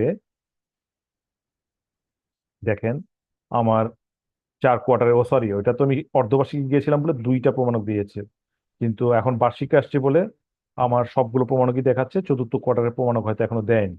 তো এই যে সকল প্রমাণক দেখাচ্ছে, এই প্রমাণক আপনি দেখবেন, স্কোর দেখাচ্ছে, অর্জন দেখাচ্ছে। এখানে গিয়ে আপনার একটা নাম্বার কিন্তু আসছে যে দেখেন স্কোর 25, ওনার 25-এর মধ্যে উনি 25ই দাবি করছেন। সেই জায়গায় গিয়ে আপনি প্রমাণক দেখে যদি আপনার মনে হয় যে না, 25-এ 25ই আসলে উনি পান, তাহলে আপনি এখানে কিছুই বসাবেন না, আপনার কোনো স্কোর পরিবর্তন করবেন না। অথবা যদি আপনি আবার 25 বসান তাহলেও কোনো অসুবিধা নাই, না বসালেও চলবে। ঠিক আছে, এবং আপনি মন্তব্য করে দেখবেন প্রমাণক অনুসারে, আপনি মন্তব্য করতেও পারেন নাও করতে পারেন, অথবা লিখতে পারেন যে প্রমাণক আমি দেখলাম যা দেখা অনুসারে এটা নাম্বার 25 পাওয়ার যোগ্য, 25 পাইলেন, ঠিক আছে, এইভাবে মন্তব্য করলেন। কিন্তু যদি এমন হয় না, আসলে প্রমাণক দেখে আপনি বুঝলেন যে এখানে 25 পাওয়ার যোগ্য না, সে পাবে 20, তখন আপনি এখানে লিখে দিবেন 20। অর্থাৎ আপনি স্কোর কিন্তু চেঞ্জ করে ফেলছেন এবং মন্তব্য করবেন হচ্ছে যে এই প্রমাণক দেখে দেখা গেল এই কারণে তিনি 20 পাবেন, লিখে আপনি সেভ করে দিবেন। অর্থাৎ আপনি নাম্বার কমালে কিন্তু আপনাকে মন্তব্য করাটা অবশ্যই জরুরি, কেন আপনি নাম্বার কাটছেন এটা আপনাকে দিতে হবে। দিয়ে যদি আপনি সেভ দেন, এইটাতে একটা সূচকে, এরকম সবগুলো সূচকেই আপনি নাম্বার পরিবর্তন করলে নাম্বার পরিবর্তন করবেন, নইলে আপনি যে নাম্বারটা ওরা আছে এখানে যদি আপনি কিছু না বসান তাহলেও এই নাম্বারটাই কাউন্ট হবে। এইভাবে আপনার একটা নাম্বার কাউন্ট হয়ে লাস্টে দেখেন যে তাদের দাবিকৃত নাম্বার এখানে আসবে হচ্ছে আপনার মূল্যায়ন করার নাম্বার। এই দুইটার মধ্যে পার্থক্য আসতেও পারে, নাও আসতে পারে, সেটা আপনার মূল্যায়নের উপর ডিপেন্ড করছে। তো এই সেভ দিলেই মূল্যায়ন কিন্তু অর্ধবার্ষিক মূল্যায়ন হয়ে যাবে। এই কাজটুকু আপনাকে অনেকেই সফটওয়্যারের মাধ্যমে করেন না। হ্যাঁ, তো এই কাজটা আপনাদের সফটওয়্যারের মাধ্যমে করতে হবে। করলে আমি যে আপনাদেরকে দেখিয়েছিলাম যে ড্যাশবোর্ডে, এই যে ড্যাশবোর্ডে আপনার র্যাঙ্কিংটা, তাহলে সেটা আসে আর কি। তো সেই অনুসারে আপনারা এটাকে সেভ করবেন, তাহলেই আপনাদের অর্ধবার্ষিক মূল্যায়ন হয়ে যাবে। এখানে একটা ছোট্ট জিনিস খালি আপনাদেরকে ব্যাখ্যা করি নাই, সেটা হচ্ছে দেখেন যে মূল্যায়ন ফোকাস সেটিং নামে একটা বাটন আছে। এইটা কি জিনিস? মূল্যায়ন ফোকাস সেটিংসটা হচ্ছে যে আপনি ধরেন যে আপনি যখন পরীক্ষার খাতা দেখা হয় তখন কি আপনি চান যে আপনি কত নাম্বার দিচ্ছেন এটা ছাত্র জানুক? এটা তো চান না। যখন একবারে ফাইনালি খাতা দেখা শেষ, নাম্বার যোগ করা শেষ, তখন একটা ডেট হয় যে আজকে বার্ষিক পরীক্ষার রেজাল্ট পাবলিশ হবে, সেদিন গিয়ে আপনি এটাকে প্রকাশ করতে চান, তার আগে চান না। তো আপনি যে এখানে বিভিন্ন জায়গায় এক একটা করে প্রমাণক দেখে এন্ট্রি দিচ্ছেন, সেভ দিচ্ছেন, সেটা কিন্তু সেভ হয়ে থাকছে। এটা আওতাধীন অফিস যাতে দেখতে না পারে সেই জন্যই এই বাটনটা। আপনি যতক্ষণ পর্যন্ত না এখানে দেখেন আপনি সংশোধিত স্কোর প্রকাশিত করতে চাচ্ছেন, এই যে কোন অর্থ বছরের, কোন অফিসের, কোন অর্গানোগ্রামের, ঠিক আছে, দিয়ে আপনি যখন প্রকাশিত দিয়ে আপনি সংশোধিত স্কোর দেখাতে চান, নাকি আপনি পর্যবেক্ষণ দেখাতে চান, নাকি আপনি দুইটাই দেখাতে চান, এটা ক্লিক করে দিলেই সেটা পাবলিশ হয়ে যাবে, অর্থাৎ আপনার রেজাল্টটা পাবলিশ হয়ে যাবে। নর্মালি এটা যখন সবার রেজাল্ট পাবলিশ হয়ে যায় তখন আমরা ক্যাবিনেট থেকে এটাকে সবার জন্য এটা পাবলিশ করে দিই। কিন্তু কেউ যদি আগে পাবলিশ করতে চান অথবা দেখেন যে আপনার রেজাল্টটা পাবলিশ হয়নি, তাহলে আপনারা এখান থেকে এটাকে পাবলিশ করে নিতে পারেন। তো এই ছিল আমার মূল্যায়নটা কিভাবে করতে হয় সফটওয়্যারের মাধ্যমে, সেটাও আমরা দেখালাম। তো আমরা একবারেই ট্রেনিং এর শেষ পর্যায়ে। এখন আমরা যেগুলো আলোচনা করলাম বা আপনার কোনো যদি প্রশ্ন থাকে আপনারা আমার সঙ্গে একটু শেয়ার করতে পারেন, আপনাদের কারো কাছে কোনো প্রশ্ন আছে কিনা। স্যার একটা প্রশ্ন করতে চাই স্যার, হ্যাঁ প্লিজ। অনুমতি দিলে স্যার। হ্যাঁ। সেটা হলো স্যার, আমরা যখন আমাদের ফোর্থ কোয়ার্টারে যখন আমরা প্রতিবেদন আমরা সাবমিট করি স্যার, আমরা বছরব্যাপী স্যার যেটা হয় স্যার, আমাদের সুশাসনের যে 5টি পিলার স্যার, যেটা হলো এপি ইনোভেশন বা তথ্য অধিকার, এই বিষয়গুলো সাধারণত আমরা দপ্তর সংস্থা দেয় না, আমরাও সাধারণত ইনপুট দেই না। জি। কিন্তু একটা কনফিউশন মাঝে মাঝে তৈরি হয় যে আসলে ওইখানে আমরা ফোর্থ কোয়ার্টারে তো সাধারণত আমরা জানি যে দিতে হয়, ইনপুট দিতে হয়। জি, জি। তো এই বিষয়টা স্যার একটু আমাদের সবার জন্য ক্লিয়ার করবেন আচ্ছা, যে এই হ্যাঁ, আচ্ছা, অংশগুলোকে আমরা হ্যাঁ, কিভাবে ইনপুট দিব বা দিব না। জি, জি। আসলে এইটা একটা সমস্যা। সমস্যা হচ্ছে যে আমরা আসলে একটা ট্রানজিশন পিরিয়ডে আছি নতুন সফটওয়্যার এবং পুরান সফটওয়্যারের মাধ্যমে। তো এই কারণে আপনাদেরকে এই সমস্যাটা ফেস করতে হচ্ছে। এটা হচ্ছে যে আমাদের এপিএমএস সফটওয়্যারে আপনারা যেটা ইউজ করছেন ভার্সন 2, সেখানে আসলে আমরা 30 মার্চের অংশটা রেখেছি শুধুমাত্র ওই নাম্বারটাকে ব্লক করার জন্য। আসলে এই সফটওয়্যারে 70 মার্চ নিয়েই আপনারা শুধু কাজ করবেন, 30 মার্চের কোনো কিছুই এন্ট্রি দিবেন না। ইভেন ফোর্থ কোয়ার্টারে গিয়ে যখন মূল্যায়ন করবেন তখন ঊর্ধ্বতন কর্তৃপক্ষ আপনার নাম্বারটা এখানে বসাবে, কিন্তু আপনি কোনো সমুল্লায়িত নাম্বার না দাবি না করলেও চলবে। এখানে না, মানে এখানকার দাবির উপরে আপনার নাম্বার কোনো কিছু ডিপেন্ড করবে না। মানে এই সফটওয়্যারে ওই 30 মার্চের অংশে আপনারা কিছুই করবেন না, খালি ঊর্ধ্বতন কর্তৃপক্ষ আপনাদের চূড়ান্ত নাম্বারটা এখানে বসিয়ে দিবে এই সফটওয়্যারে, যে আপনি শুদ্ধাচারে 10-এর মধ্যে 5 পেয়েছেন বা 7 পেয়েছেন, সেটা ঊর্ধ্বতন কর্তৃপক্ষ বসায় দিবে। তাছাড়া আপনার কোনো প্রমাণক দেওয়ার দরকার নাই, কোনো অর্জন এন্ট্রি করার দরকার নাই, কোনো টার্গেট সেট করার দরকার নাই, কিছুই না। আমরা এখানে 30 মার্চটা রেখেছি আপনাদেরকে শো করানোর জন্য যে এখানে এই পারপথে 30 মার্চটা আছে। ঠিক আছে। স্যার আমার হ্যাঁ। স্যার আমার ডিজি অফিসের মানে জি, অধস্তন যে পিএমজি অফিস গুলো আছে, ওই পিএমজি অফিস গুলো বার্ষিক এপিএম মূল্যায়নের সময় তখন এই 5টা সুশাসনমূলক কর্মকাণ্ডের যে অর্জিত নাম্বার, জি। এটাকে ডিজি অফিস থেকে আমাদেরকে ইনপুট দিয়ে দিতে হবে। আপনাদেরকে ইনপুট দিয়ে দিতে হবে, মানে আপনার নাম্বারটা বসায় দিলে, নইলে যেটা হবে আপনার ড্যাশবোর্ডে একটু আগে দেখেছেন না যে 100-তে কত পেয়েছে এই নাম্বারটা, তখন আপনাদের এই ড্যাশবোর্ডে দেখাবে আপনি 70-এ কত পেয়েছেন। তো এই জন্য ওইখানে একটু আপনার নাম্বারটা বসিয়ে দিবেন আর কি। তাছাড়া এখানে আর কোনো কাজ নাই, মানে আপনার আওতাধীন অফিসের নাম্বারটা বসিয়ে দিবেন মূল্যায়নের সময়। তাছাড়া আর কোনো কাজ করতে হবে না। আর ভবিষ্যতে যেটা হতে যাচ্ছে, আপনারা জানেন যে আমাদের এনআইএস এর সফটওয়্যার একটা তৈরি হয়ে গেছে। এনআইএস এর সফটওয়্যারটা আসলে আমাদের ভার্সন 3 সঙ্গে ইন্টিগ্রেটেড। হ্যাঁ, তো এনআইএস এর সফটওয়্যারে কিন্তু শুধু এনআইএস না, 5টা কর্ম পরিকল্পনাও এন্ট্রি দেওয়া যায়। এখন তারা ট্রেনিং এর মাধ্যমে কিছু কিছু অফিসকে এখনো যুক্ত করতে পেরেছে এই 5টা কর্ম পরিকল্পনায়, কিছু কিছু কর্ম পরিকল্পনা এখনো যুক্ত হয়নি। তো যারা ট্রেনিং পেয়ে গিয়েছেন, যারা এই সফটওয়্যারটা ব্যবহার করতে পারেন, তারা ওই সফটওয়্যারের মাধ্যমেই এন্ট্রি দিবেন। আর যারা সফটওয়্যারটা এখনো প্রশিক্ষণ পান নাই, সফটওয়্যার যুক্ত হন নাই, তারা হার্ড কপিতে আগে যেভাবে করছিলেন সেইভাবেই করবেন। খালি নাম্বারটা ওই আমাদের সফটওয়্যারে বসিয়ে দিবেন আর কি, ম্যানুয়ালি। কিন্তু নতুন সফটওয়্যার হলে যেটা হবে, আমাদের এই দুইটা হবে সফটওয়্যার ইন্টিগ্রেটেড। মানে আপনারা আসলে যে পেজটা পাবেন সেইখানে আসলে এনআইএস এবং এপিএমএস দুইটাকেই এক জায়গায় পাবেন। এবং এনআইএস এ আপনি যে নাম্বারগুলো, এনআইএস এ যে আপনি এন্ট্রিগুলো দিচ্ছেন, সেই এন্ট্রিগুলো নাম্বার প্রমাণক সবগুলো আমাদের এপিএমএস সফটওয়্যারে অটোমেটিক্যালি চলে আসবে। বছর শেষে মূল্যায়নটাও ওইখানে, ওই মডিউলে যারা মূল্যায়ন করবে সেই মূল্যায়নের রেজাল্টটাও আমাদের সফটওয়্যারে অটোমেটিক্যালি চলে আসবে। এটা পুরো ইন্টারলিঙ্কড একটা সফটওয়্যার। তো তখন আপনারা আসলে বুঝতে পারবেন যে এই সমস্যাটা আসলে এখন একটা টেম্পোরারি সমস্যা। ওইটা আসলে এই লিঙ্কিং এর মাধ্যমে এই সফটওয়্যারটা মানে সমস্যাটা চলে যাবে অচিরেই। হ্যাঁ, আমার ধারণা মন্ত্রণালয় আগামী বছরেই এই সমস্যায় পড়বে না। আর তার আওতাধীন অফিসগুলোকে হয়তো আরো 1 বছর ওয়েট করতে হতে পারে এই সমস্যা থেকে বের হয়ে আসার জন্য। আর সর্বশেষ আরেকটা জিনিস বলে রাখি, সেটা হচ্ছে যে আমাদের সফটওয়্যারটা আপনারা দেখেছেন কাজ করতে গিয়ে প্রায় স্লো হয়ে যাচ্ছে। যখন খুব লোড হয় তখন আপনারা প্রায় নোটিশ দেখেন যে আমাদের সময় ভাগ করে দেওয়া হচ্ছে। ক্যালেন্ডারে হয়তো বলা আছে 15 জুলাইয়ের মধ্যে আপনাকে এপিএ দাখিল করতে হবে, এই অগ্রগতি প্রতিবেদন, চূড়ান্ত অগ্রগতি প্রতিবেদন। কিন্তু আপনি 15 তারিখের মধ্যে হয়তো করতে পারবেন না, হয়তো ভাগ করে দেওয়া হবে, উপজেলা লেভেলের অফিস এত তারিখ থেকে এত তারিখ, জেলা লেভেলের অফিস এত তারিখ। এটা লোড ম্যানেজমেন্টের জন্য আমরা যথেষ্ট পরিমাণ লোড বাড়িয়েছি, কিন্তু 15,000-এর লোড আসলে নিতে পারছে না। আমরা নতুন সফটওয়্যারের জন্য অনেক সার্ভার, প্রসেসর, স্টোরেজ বাড়িয়েছি, কিন্তু আবার পুরানটার জন্য এতটা বাড়াতে পারছি না, এই মুহূর্তে পারছি না। আমরা তো আসলে নতুন সফটওয়্যারেই মন্ত্রণালয় এবং দপ্তর সংস্থাকে অতি শীঘ্রই শিফট করে দিব। তো যার ফলে হবে কি, তখন আমার পুরান সফটওয়্যারের লোড এমনিতেই কমে যাবে। এই জন্য আমরা নতুন করে আরো ওইখানে ক্ষমতা বাড়াচ্ছি না। তো এই ট্রানজিশন স্টেজে আপনাদের একটু হয়তো আর 6 মাস আপনাদেরকে কষ্ট করতে হবে। তো তার মধ্যেই আসলে এই সমস্যাগুলোর সমাধান পুরোপুরি হয়ে যাবে আর কি। তো আর কারো কাছে কোনো প্রশ্ন আছে?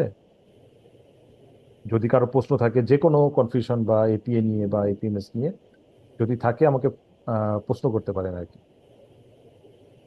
আর যদি না থাকে তাহলে আমি আপনাদেরকে আমার মোবাইল নাম্বারটা শেয়ার করছি, আপনাদের চ্যাট বক্সে আপনারা পাবেন। স্যার একটা রিকোয়েস্ট ছিল, হ্যাঁ, সেটা হচ্ছে আজকের ট্রেনিং সেশনে যে রেকর্ডিংটা রয়েছে সেই জি, রেকর্ডিংটা যদি হ্যাঁ আমি দিয়ে দিচ্ছি। জি স্যার। আমি ওই যে আমাদের এপিএমএস সফটওয়্যারের নোটিশ বোর্ডে আমরা দিয়ে দিব। জি ঠিক স্যার, আছে, ওখান থেকে ধন্যবাদ স্যার। আপনারা দেখে নিতে পারবেন। আর আমি যে হোয়াটসঅ্যাপ নাম্বারটা আপনাদের সঙ্গে চ্যাট বক্সে শেয়ার করলাম, এখানে আমাকে আসলে ফোনে সবসময় পাবেন না। যেমন আমি আপনাদের সঙ্গে কথা বলা অবস্থায় প্রায় 15-20টা ফোন আমি দেখছি যে আসছে, কিন্তু আসলে ধরা সম্ভব হয়ে ওঠে না। তো এই জন্য আপনারা একটু কষ্ট করে হোয়াটসঅ্যাপে আপনাদের কোনো সমস্যা থাকলে আমাকে লিখে দিবেন।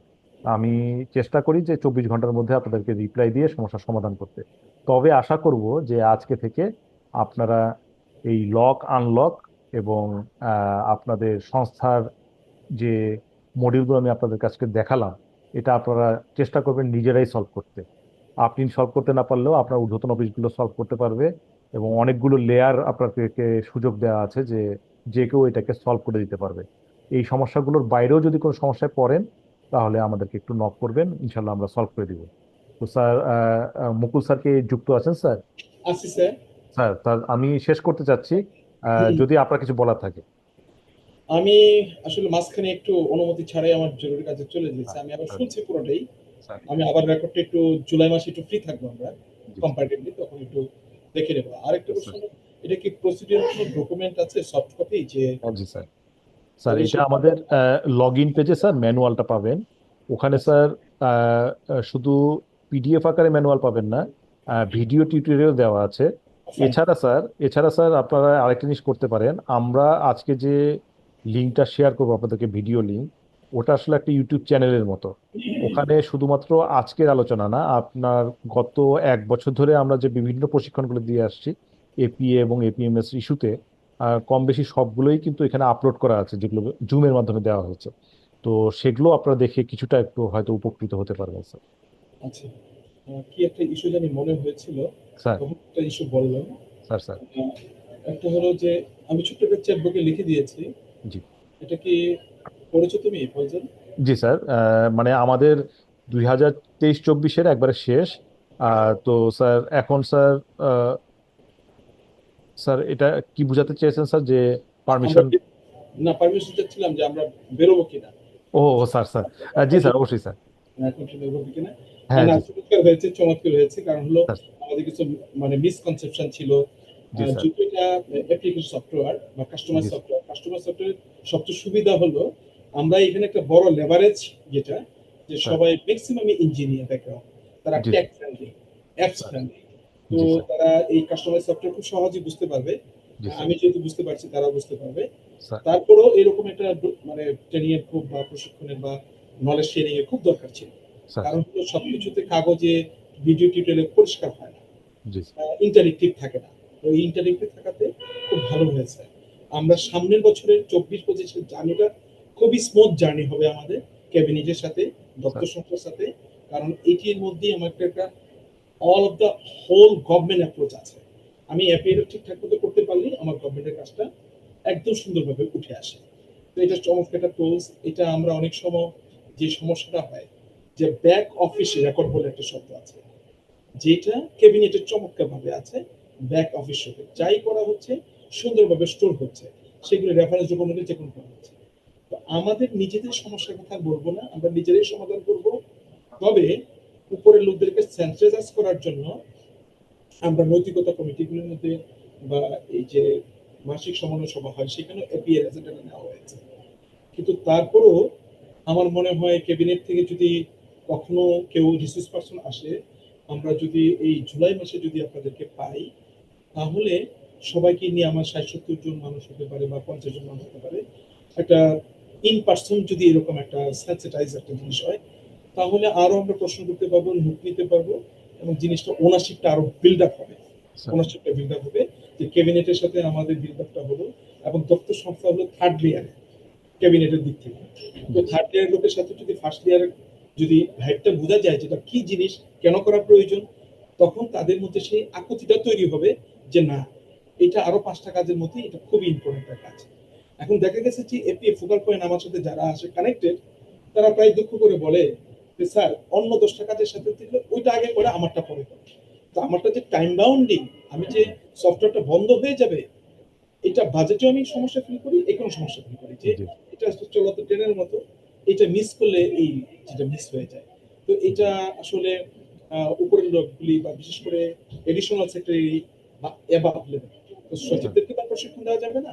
জি আপনার joint secretary and additional secretary যদি আপনারা একটু সেন্সিটাইজ করতে পারতেন, জি স্যার। তাহলে আমরা নিচের লেভেলে এটা খুব স্মুথলি করতে পারতাম। আর কাজগুলি করার কিন্তু মজার জিনিস, অ্যানালিটিক্যাল জিনিস, এগুলো আমাদের সারা জীবনে এই কাজগুলি করে যেতে হবে। এবং এপিএ ফোকাল পয়েন্ট তার সবচেয়ে ফরচুনেট পিপল, ওই ডিভিশনে মিনিস্ট্রিতে সংস্থা কি কাজ হচ্ছে সমস্ত কিছু তার আয়নার মতো পিকচারটা চলে আসে, এবং সে কিন্তু একটা এক ধরনের ইনফ্লুয়েন্সও কিন্তু হোল্ড করে, এনজয় করতে পারে। কারণ যার কাছে ইনফরমেশন আছে সে কিন্তু চাকরিটা এনজয় করতে পারে, যার কাছে ইনফরমেশন নাই সে তো একদম অন্ধকারে থাকবে, সে কোনো কথা বলতে পারবে না।